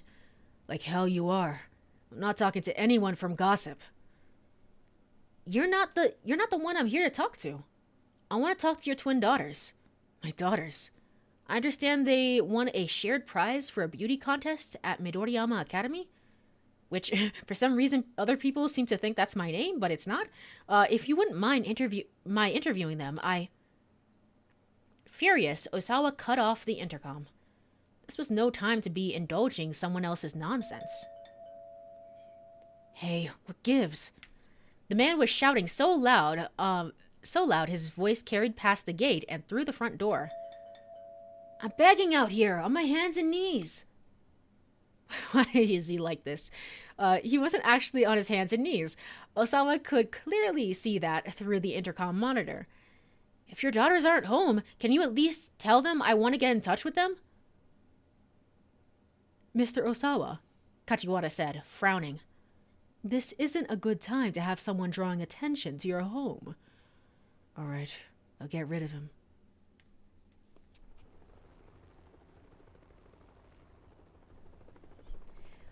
Oh, and there's another jump here, back to Minorikawa. Interesting. Osawa hurried out the house, confronting Minorikawa through the gates. Minorikawa looks so bored. Look at his face. I like the framing of this shot. It's good. The journalist had that tenacious look that immediately marked him as a member of the media. Give me your business card, Osawa said. I'll have them get in touch with you later. He took Minorikawa's card, then went right back inside. And, well, great. Back in his study, Osawa tossed Minorikawa's business card into the trash. Unable to think of what else to do, he tried the internet fortune-telling again. Why? Why? Deserved. It was really deserved, honestly. I feel like Minorikawa has gotten worse at communication this time block than any other time block. Because before, he was hanging out with Chiaki. He was being like, here's how you do it. You just do this and this and this. And he was so nice and cool. And then he went back to being really bad about talking to people. He got the same "you're a very work-minded person" result a second time. If you don't get over your indifference to the world might start to harbor a grudge. Oh. Right. My indifference to the world around me, huh? The truth was that even his closest companions, even with Tanaka, for instance, his relationship had always been strictly a matter of business. He'd never really taken it upon himself to get to know Tanaka as a person. And that was pretty much the case for everyone he knew. He harbored no interest in other people. He had no concern for his fellow man. That made itself abundantly clear when he received a microscope as a birthday present way back in first grade. Well, do you at least care about your daughters? I think you care about them a little bit. So, you're not necessarily the worst person in the world, I think. You know? You have a very different outlook on life, I think. But you're not bad, per se. He gets along well with overbearing people. Chiaki can match his freak. Yeah, I guess essentially. He would need somebody who could match sort of his tone. Which is just kind of out there, kind of insanity. Also like that guy, the guy who owns the knick-knack shop as well. He's also kind of meh. He's also kind of out there a little bit. Even now, he still remembered the shock he'd felt when he looked through that lens for the first time. He discovered a new, almost infinite world hidden under the midst of one he'd always thought was too small. By comparison, the real world seemed bland and ugly. Wherever he looked, wherever he went, he had to contend with tedium. Not the worst award. Good job, buddy. It hadn't taken long for him to become more charmed by the world under his microscope than of the one around him. It was like a calm, quiet seaside.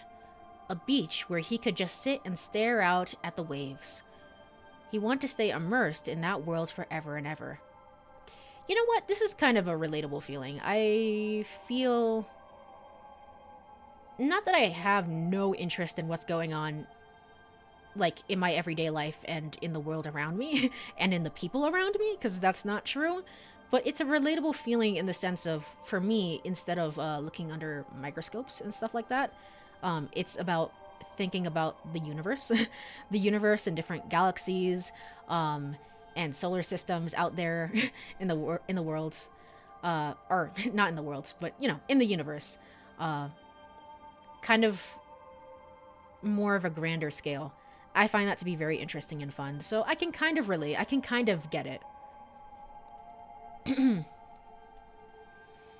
Before he knew it, he was an adult. And then a husband. And then a father. The people around him thought him an odd fellow, but he hadn't let that change the way he lived his life. And this, now, was the result. He hadn't been betrayed by Tanaka. He didn't know Tanaka well enough for that. Huh. That's a way of looking at it. That's an interesting way of looking at it. Courie thinking about the cosmos. Right, exactly. Find a way to connect more deeply with the people around you and start living a better life before it's too late. Do just that, and you're sure to have a wonderful future ahead.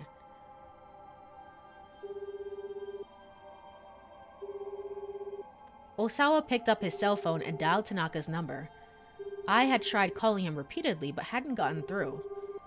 It was doubtful that he'd pick up. Still, Osawa had to try. The phone rang several times. He listened grimly to the empty mechanical sound, preparing himself for disappointment.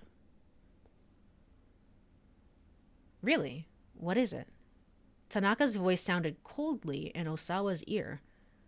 I am shocked that you picked up, my guy. The tension was electric. No, don't end it. Please, please. Keep out. Huh? A keep out of all things. That's a strange place to put it. We're only halfway through this one. What? We're only halfway through that. I thought we were further into that time block. Where can we go from here? We can jump to Minorikawa at some point. We can't do that right now. I guess we just have to go further into this story. And that's the only person we can play through right now because everybody else is done. Yay! Alright.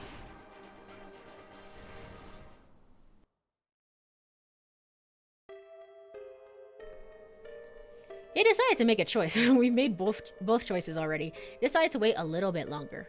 Okay. Suddenly, a man's voice came through the intercom. Yes, who is it? He sounded rather guarded. It's Minorikawa. Where might I know you from, Mr. Minorikawa? Well, you know, here and there. I mean, there's only one Minorikawa, really. This is the third time I've said this today. Are you playing games with me? I don't have the time for that. Please, just open up. There's no way I'm letting you in. This discussion was getting them nowhere. Minorikawa decided he'd have to take a direct approach. Look, just hold your horses.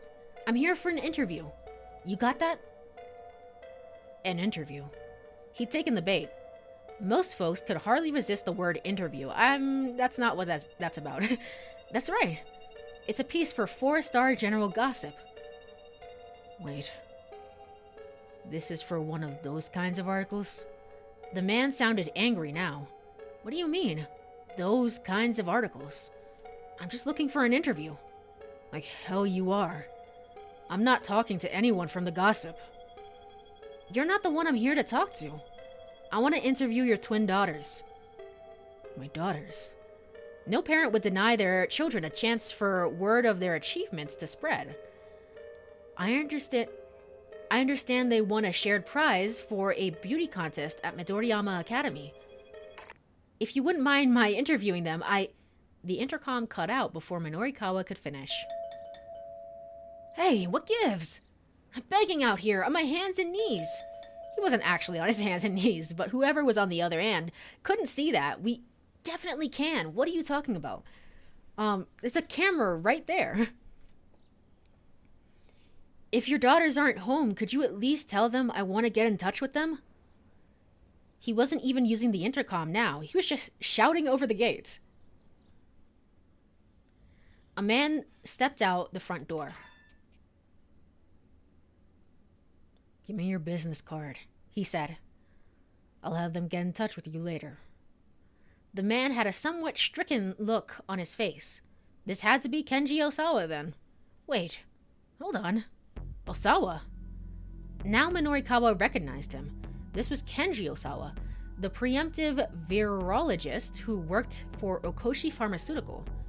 4-star General Gossip had run a scandalous article on him in the past. Minorikawa remembered reading it. He held out his business card and Osawa snatched it from him. The virologist started to head back into his house. Please do see that they get back to me, Mr. Osawa, Minorikawa shouted after him. And then he noticed something odd. It was the middle of the afternoon, but every window in the house had its curtains drawn. That's very perceptive. That, combined with Osawa's demeanor, set off alarm bells in Minorikawa's head. He knew he was onto something, but he couldn't linger at the Osawa residence any longer than he already had. He needed to get to that theater ASAP. He hurried back to the taxi and told Kimizuka to go. Interesting. Okay. At some point, will Minorikawa somehow get in touch with, well, I guess somehow get wrapped up with meeting Maria and Hitomi at some point, maybe in different time blocks. I always keep my curtains drawn. It depends on the time of, I guess, like, the time of, the seasons, essentially. But, like, in winter, I don't think it's that uncommon to have your curtains, or even, like, in, hot summer heat. It might not be that uncommon to have your curtains drawn. It's a very interesting assumption there. A few minutes later, the rear tires skidded sharply as the cab came to a stop beside a different curb. The trip from Shodo to the theater in Sakuragaoka had taken almost no time at all. Here we are, sir, Kimizuka announced. Oh, that was fast. Still, Minorikawa was at least 5 minutes behind schedule. He'd hoped to still be able to get an interview with Oarai. And then I gotta keep out. Shoot. I keep it drawn all year round. Interesting. I don't think I could do that, only because I feel like when you live in darkness, it attracts... I don't know. Maybe it's just a myth or a legend. But I feel like it attracts bugs. And I hate all sorts of bugs, me personally, like spiders and stuff like that. So I have to let in sunlight. I think also the dog enjoys it. My dog enjoys sunbathing. So I would have to, I'd have to let the curtains, you know, sort of up for a little bit. But I'm a vampire. I loathe the sun. Fair, true, and real, to be honest. Aren't bugs drawn to the lights? Some bugs, but I think most bugs, like spiders, live in darkness. I think. That's my understanding of it. So, I don't know. I guess it kind of depends. Same on the dog. Yeah. A keep out. Right. No, we jump from here. And my dog loves sunbathing. It was actually her birthday yesterday. So she's a whole 5 years old now. We didn't do anything special because, again, there was a very bad snowstorm. If I could help it, if I could have gone out yesterday, I would have tried to maybe buy some special food for her. But unfortunately, it did not happen. Maybe later in the week, I will have to do that for her. So there's a beam that comes through the window. It's her favorite. That's her favorite spot. I know. It's so cute. It's so cute. She just kind of like curls up and it's just like, this is my home now. I love it here. Dog day. Yeah, dog day. Minorikawa got his wallet out of his jacket to pay the driver. Oh no, Kimizuka said, waving a hand. Don't worry about the fare. Why? Huh? Why not? There's still plenty left from what you paid me earlier, sir. Oh, okay. That's what I meant by special fare. Oh, okay. That's right. He'd paid Kimizuka a whole 10k yen for taking him to Endo Electronics earlier. But, I mean, I'm not the sort of person to keep the change, as it were, Kimizuka said. Minorikawa felt a surge of pride at those words. So I have my own personal driver for the day, basically. You're my kind of guy, Mr. Kimizuka. A man on the job can always count on Hachiro Kimizuka's taxi. The driver grinned. Now go on, go. Thank you. I have a feeling we'll meet again. Yeah, we definitely will. We definitely will. As Minorikawa entered the theater lobby, he saw a bunch of flower bouquets, patrons' gifts of appreciation. Among the names of the senders were celebrities he'd recognized. The largest bouquets were sent by Koichi Nakamura of the secret society Chunsoft. What could this be? What could this mean? The second largest came from Marutaro Ishihara from the government organization Joyart. That's also probably a reference to something. Am I stupid? That doesn't ring a bell right now. That's definitely a reference to something. Following were those from actress Bakaro Rose, a popular scenic writer, Ebisu Ipponmatsu, Tohoku Busters Bus Tours Co. Ltd. Bus Guide Kimiko Amo, professional basketball player Masu Nari Kiyo, the ventriloquist Shinchin, the ukulele player Hawaii Matsuda, the online TV critic Genzo Akitsu, and so on. Amazing. Are these backers of the actual game? Is this how you thank them, by putting their name? I don't know. There's no way somebody's named Hawaii Matsuda. Well, as a stage name, definitely. Kimizuka is a real one. True. We will definitely see that guy again. I have faith. The plot wills them to meet again. Exactly. Evidently, the Wandering Angels were a pretty popular acting troupe. Episode 4. Oh my gosh, my favorite. Just my favorite.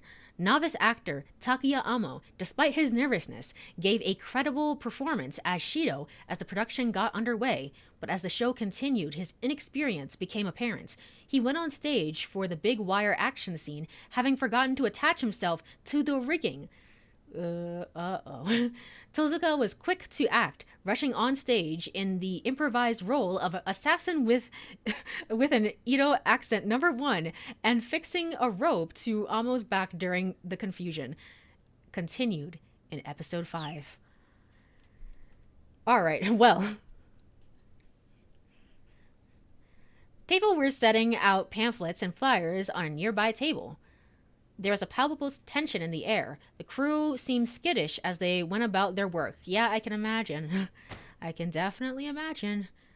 He's late, someone shouted all of a sudden. It was a man over in one corner of the lobby, railing angrily to nobody in particular. Why the hell hasn't that journalist shown up for the interview? Looked like he'd been waiting on Minorikawa then. Ah, I see. He's just extra pro. He doesn't need safety. Of course. What's his deal? Pulling this while we're this busy. Guess that's Shinosuke Oarai. I've been busy myself, Minorikawa said, keeping his composure. I kind of like the Minorikawa voice that I've given him. It's just like slightly boyish. It's not anything. I obviously can't pull off like a real like manly voice or anything, but it's so like, yeah, like I've been working too. It matches his tone, I think, is what I'm trying to say. Trust me, I know how it goes. Huh? Who the hell are you? I'm the guy you've been waiting for, Mr. Orai. The man glared at him. It's Orai, he said. Anyway, I'm Minorikawa. Sorry to keep you waiting. Though really, a short wait is a small price to pay for the chance to be interviewed by me. Well, I hope you appreciate how valuable my time is, now that you're taking it, snapped Oarai. Wow, someone sure has a high opinion of himself, Minorikawa replied. He marched up to Oarai. Damn right I do, I'm Shinosuke Oarai. The theater man got right up to Minorikawa's face. Like anyone even cares. A jolt of tension sparked between the two men. Oh, and that's Kenji's jump. Okay. Around this time, there's a similar jolt of tension between two other people, Kenji Osawa and Mamoru Tanaka. Is it similar, though? Is it? I beg your pardon, a woman interrupted, but Mr. Owari does have a schedule to keep. And who are you, Miss Sukozawa? I'm the producer. Well, listen, Sue. I'm in the middle of an interview here. Please don't interrupt. What? That's how you conduct an interview? That's right. This is how I roll. Look, whatever. Owari growled. Let's just do this already. Fine by me. The two men sat down at opposite sides of a table in the lobby. But Sukozawa spoke up again. Mr. Owari, don't forget the meeting you have after this. Yeah, handle that, would you? Minorikawa let out a derisive snort. It's like you're holding court, he said. Oh, I see. It's like you're holding court, he said. Do people actually hang around you with that kind of attitude? You have no right to judge my acting troupe. Minorikawa straightened up in his chair, a mocking smile on his lips. Oh, so it's your acting troupe, huh? He said. Why not just play all the roles yourself? Heck, you could even be your own audience. How dare you? Owari rose to his feet and made to leave, but Sukozawa herded him back down into his chair. Minorikawa continued as if he hadn't heard. Just what do you do, anyway? He asked. Owari raised an incredulous eyebrow. You don't know? No, why should I? You came to an interview. You came to an interview without knowing anything about who you were interviewing. Yep. Interesting. Like, why does he have to get the actor riled up for this, specifically? I know that's his style. He did say that earlier, but why does he have to do it specifically for this? He's gonna roll on the floor for that Sue. The Sue was kind of pretty good, though. Better than or I or whatever. That's it. Get out. Owari roared and pointed angrily toward the exit. How dare an unmannered clod like you come in here and waste my time? Hey, who's being unmannered now? I came all the way out here to hear your story, didn't I? Why don't you get out? What? Minorikawa pointed at the exit as well. Why the hell should I have to leave? Owari demanded. This is my house. Theater jargon for the theater itself, especially the main auditorium. Look, just... Man, it must suck to be the supervisor, the manager in the background. Look, just get out. This time, they both yelled and pointed toward the exit in unison. Sukozawa quickly interposed herself between them, forcing a smile. Gentlemen, please calm down, she said. Then she turned to Minorikawa. You should be aware that Mr. Owari used to be a broadcast writer. Someone who writes for television or radio programs. A great show depends not only on the actor's performances, but on the skills of the broadcast writer. True. He's responsible for a lot of big hits. You don't need to mention that, Owari grumbled. Nonetheless, Sukozawa rattled off the names of several shows. Minorikawa did indeed recognize many of them. He murmured. So how come you're running a failing theater now? Wow, failing. Owari went red in the face. I'm not wrong, am I? You are absolutely the rudest person I have ever met. What would a rank amateur like yourself know about theater? Owari's face was dark with rage. But Minorikawa didn't back down. Listen, this has nothing to do with how well your theater is or isn't doing, he snapped. The television world wouldn't accept you. Okay, yeah, right. The television world wouldn't accept you. So in order to retain your pride as an entertainer, you started doing theater. Isn't that so? Don't act like you know anything. I've staked my entire life on the theater. It seemed as if Oarai might throw a punch at any moment. Sure, a city theater might seem small time compared to TV, but you get a lot more of a response from it. Response? Oh ho, now that sounds interesting. Darn right. Oh, darn. Okay. Oops, my bad. Darn right, Oarai exclaimed. You can see it from up on stage. The audience. You can see their faces. There was a passion in Oarai's voice now. You can really feel it. When the audience is enjoying themselves, you can feel that energy. You can't get that from doing television. Thinking back on it now, my time spent working on TV. Let's see. What's a good analogy? It's like being handed a towel that's already damp. Ugh. No, that's not right. Okay, so a better analogy would be... Without further preamble, Oarai began talking about his tribulations back in his broadcast writer days. Minorikawa smiled inwardly. I still don't think we needed to rile him up. Like, we didn't need to do that. The interview ended promptly after 15 minutes and the time that had been promised. Both men emerged from it as if from a daze. Minorikawa found himself staring Oarai in the face, shaking him by the hand.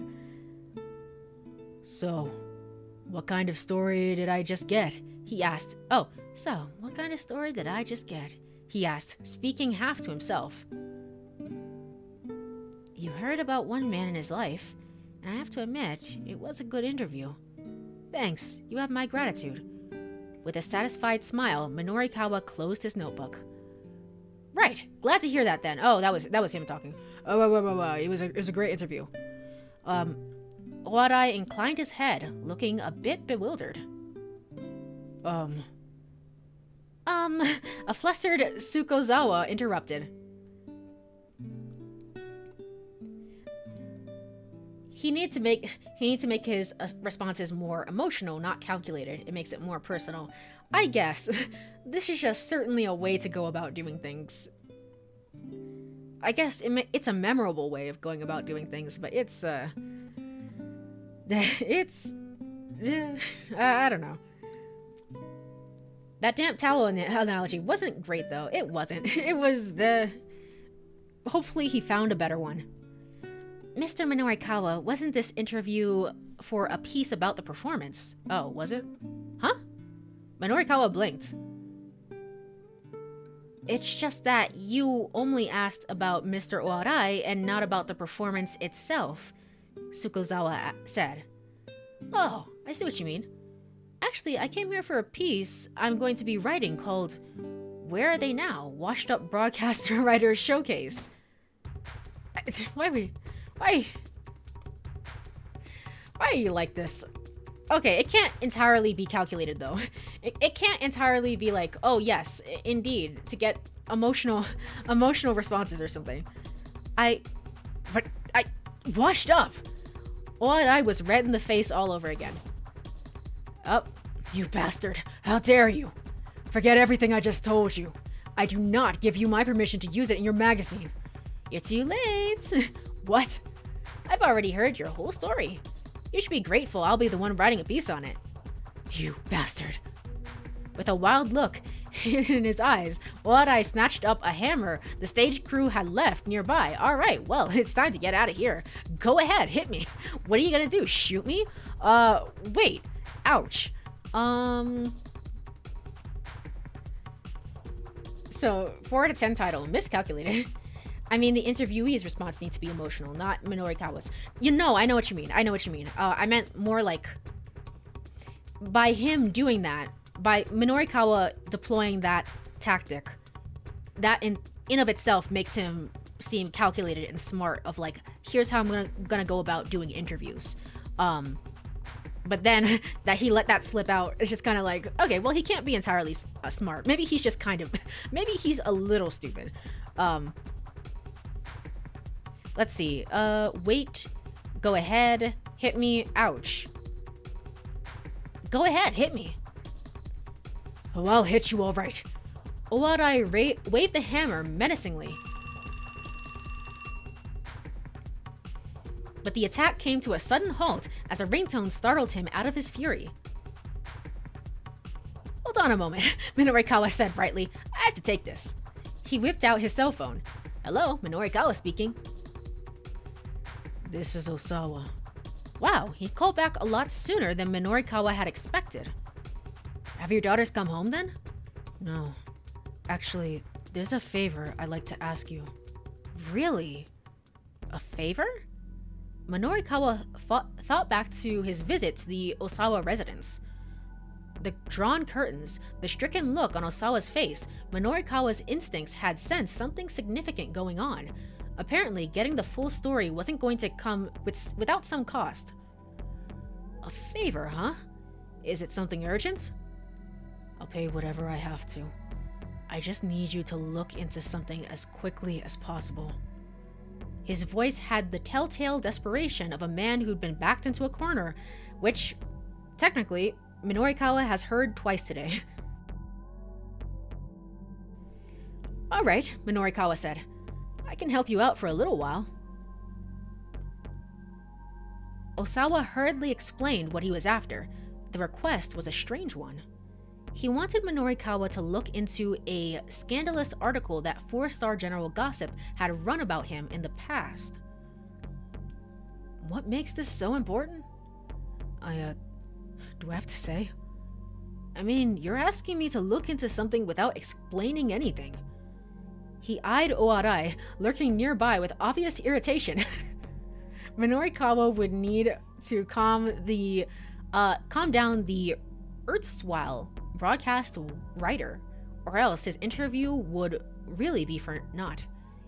He decided to bluff both men at the same time. "Let me just say one thing," he said into the phone. He made sure he spoke loud and clear so that Owadai would overhear. "I want to tell the world this story. No, I need to tell it. If I don't feel that way about something, no amount of money in the world will get me to write an article on it. That's my pride as a writer at work."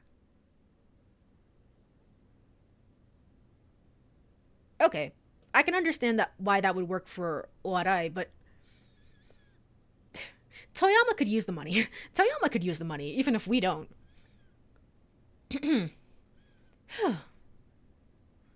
Meanwhile, Osawa had decided to open up a bit. "All right," he said. "I can't share all the details, but..." Okay, he's in a talkative mood now. "Good job, Minorikawa. Go me. See, this is going fine." "The power balance of the entire world might be at stake here," Osawa continued. "And I mean that quite literally. I can tell you more after you're done investigating."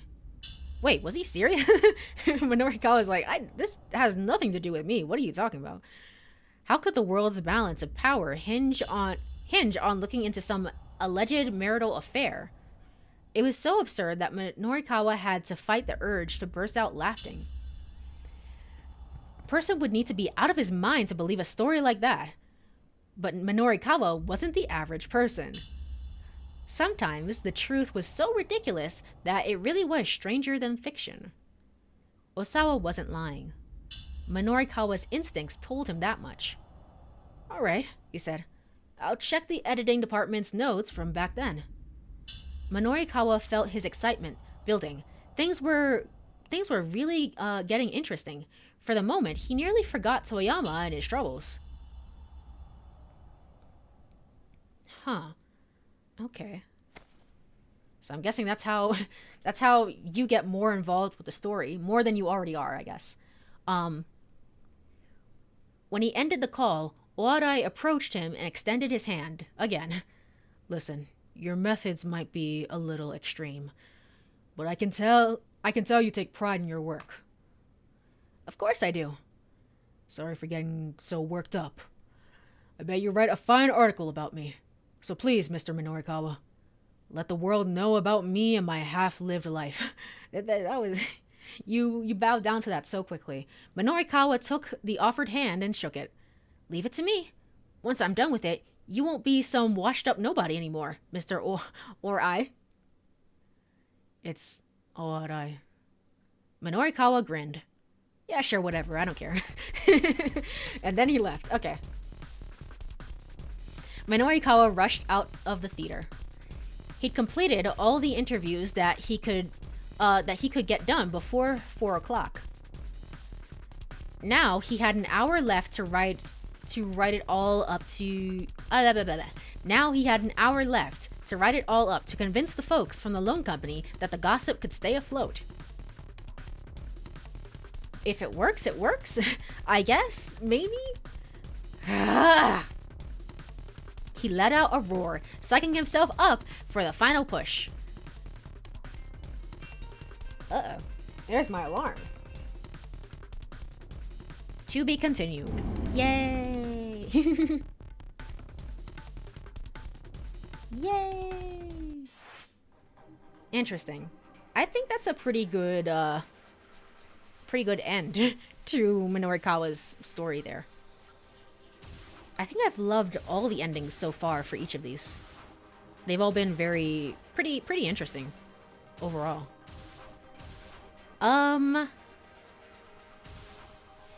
Do I want to continue with Osawa's, or do I want to call it for here?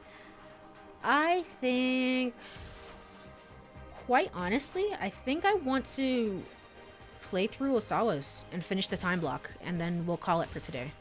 So we're going a little over time, but that's fine. We have some time to do so, and the internet hasn't been too bad today. So, you know what? I'm just gonna do it. Keep out. Suspicious about Tanaka. Oh, right. I have to make the jump. I forgot how game mechanics work. Cool. Kenji Osawa. Okay, jump.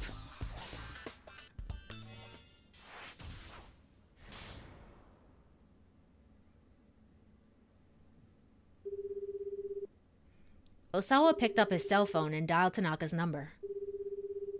The phone rang several times. He listened grimly to the empty mechanical sound, preparing himself for disappointment. What is it? Tanaka's voice sounded coldly in Osawa's ear. Looking at you, Xfinity. I know.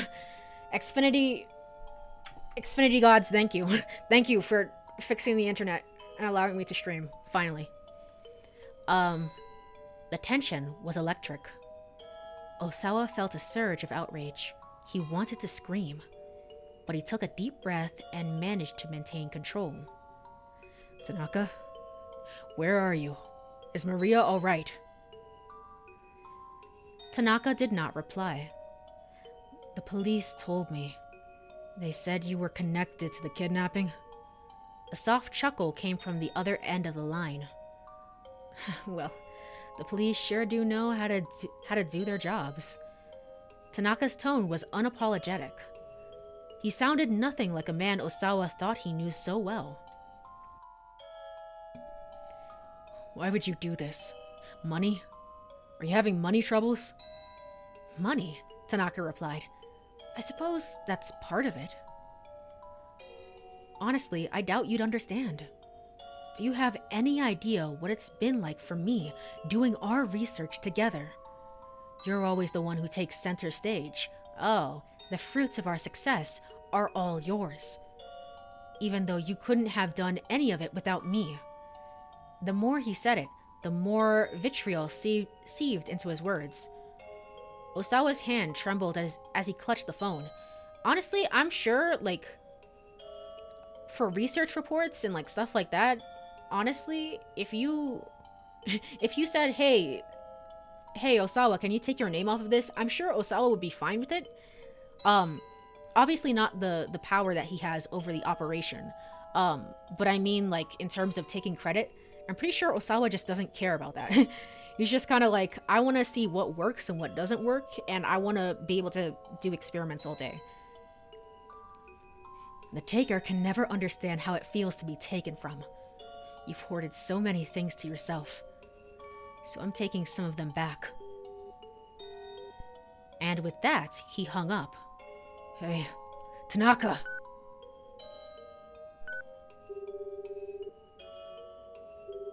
Osawa dialed the number again, but Tanaka didn't pick up.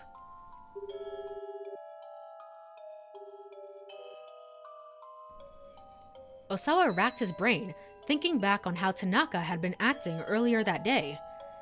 Had there been anything unusual? Any clue at all, no matter how small? If he could find some hint, maybe he'd be able to find Maria and Hitomi.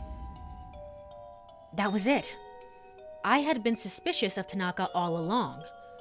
So much so that she'd planted a bug on him hidden in a tie clip. Really, so I was right? I guess she wasn't evil then, right? Okay, alright. Her suspicions must have been pretty strong. Wait. Osawa recalled what Kajiwara had said. But still, if she is that worried, giving him a tie clip as a gift is a bit... The words had struck Osawa as odd when he first heard them. I had never given him a tie clip. His heart gave a heavy throb in his chest. It couldn't be. No, it was impossible. That article from 4-Star General Gossip crept back into his mind. The article had talked about a man I had dated before she married Osawa. Oh.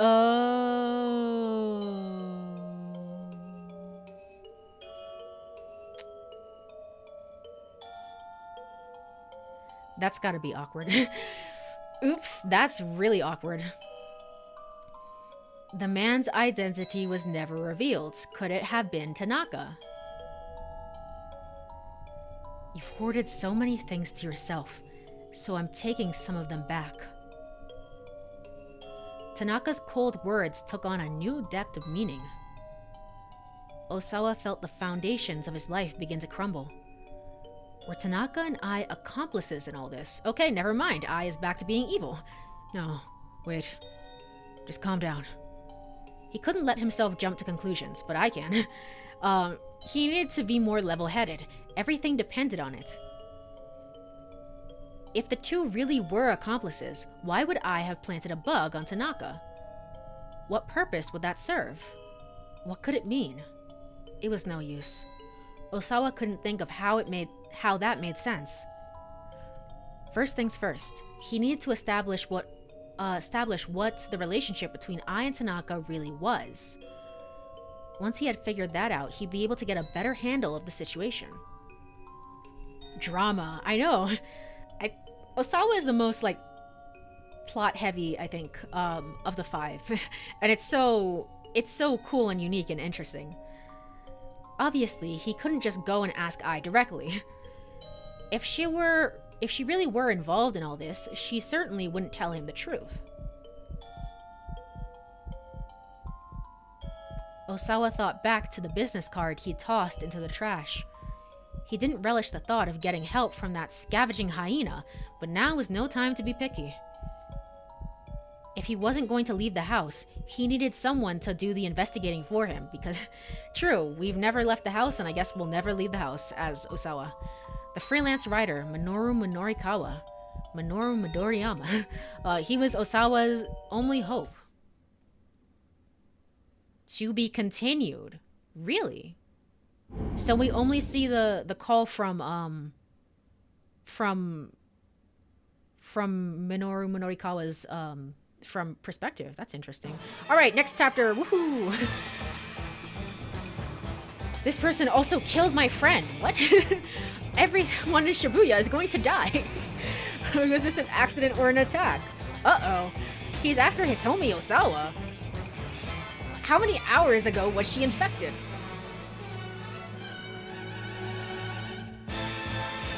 Huh, okay. Well, time for a new time block where everyone... Infection. Clear the 1400 time block. Cool, time for a new time block where everyone dies. Neat.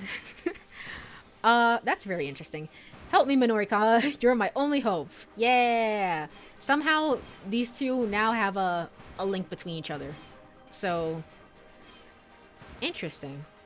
I really wonder where Osawa's, all the plot threads of Osawa's story is going, because it ties into literally everything else. Spoken in Princess Leia. Oh, I see. All right. Well, with all that said, I think now is a good time to end it.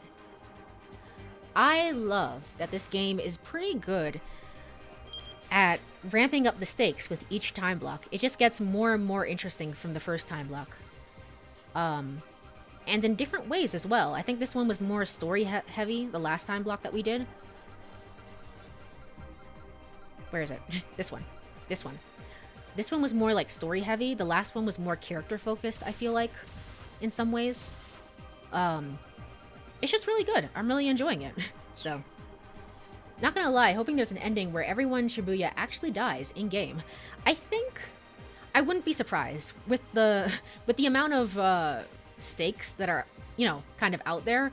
There has to be one bad ending where, like, and then everyone died. The end. Something like that. Alright, well, with all that said, I think it's time to look for a raid. It's time to look for someone to raid. Let's go ahead and see who's online. Here.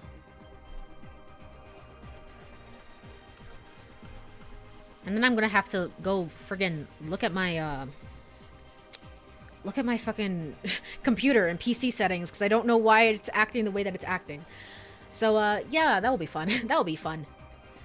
I like that the 5 are all having genuine connections. Yeah. That's the cool part, is like, how do these 5 protagonists' story all come together, essentially.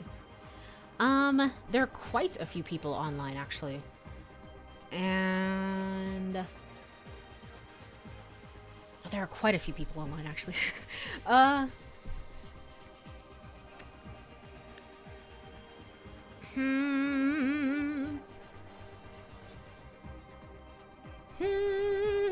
Let me think.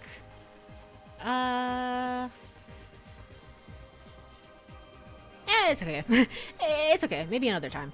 Okay, so we're gonna go raid Saruka. They're playing Skyrim. Skyrim mod that they've been playing. So we're gonna go say hi. Alright. Let's go over to ending screen. Yay! If you are here, thank you so much for hanging out. I really appreciate it. I love this game. I'm loving playing through it. I can't wait to play through some more next week. Tomorrow, we will be back with some more Thousand Resist. And then, next week, Tuesday, will be the first stream of the week, I think. And that'll be a birthday stream. So, yay! I don't know what I'm gonna do. It's either gonna be Jak and Daxter or American Truck Simulator, honestly. I'm feeling like trucking along, so we'll see what happens there. But yes, thank you so much for hanging out. Have a wonderful night, everybody. Have a wonderful Friday or Saturday or whatever it is for you. Bye bye.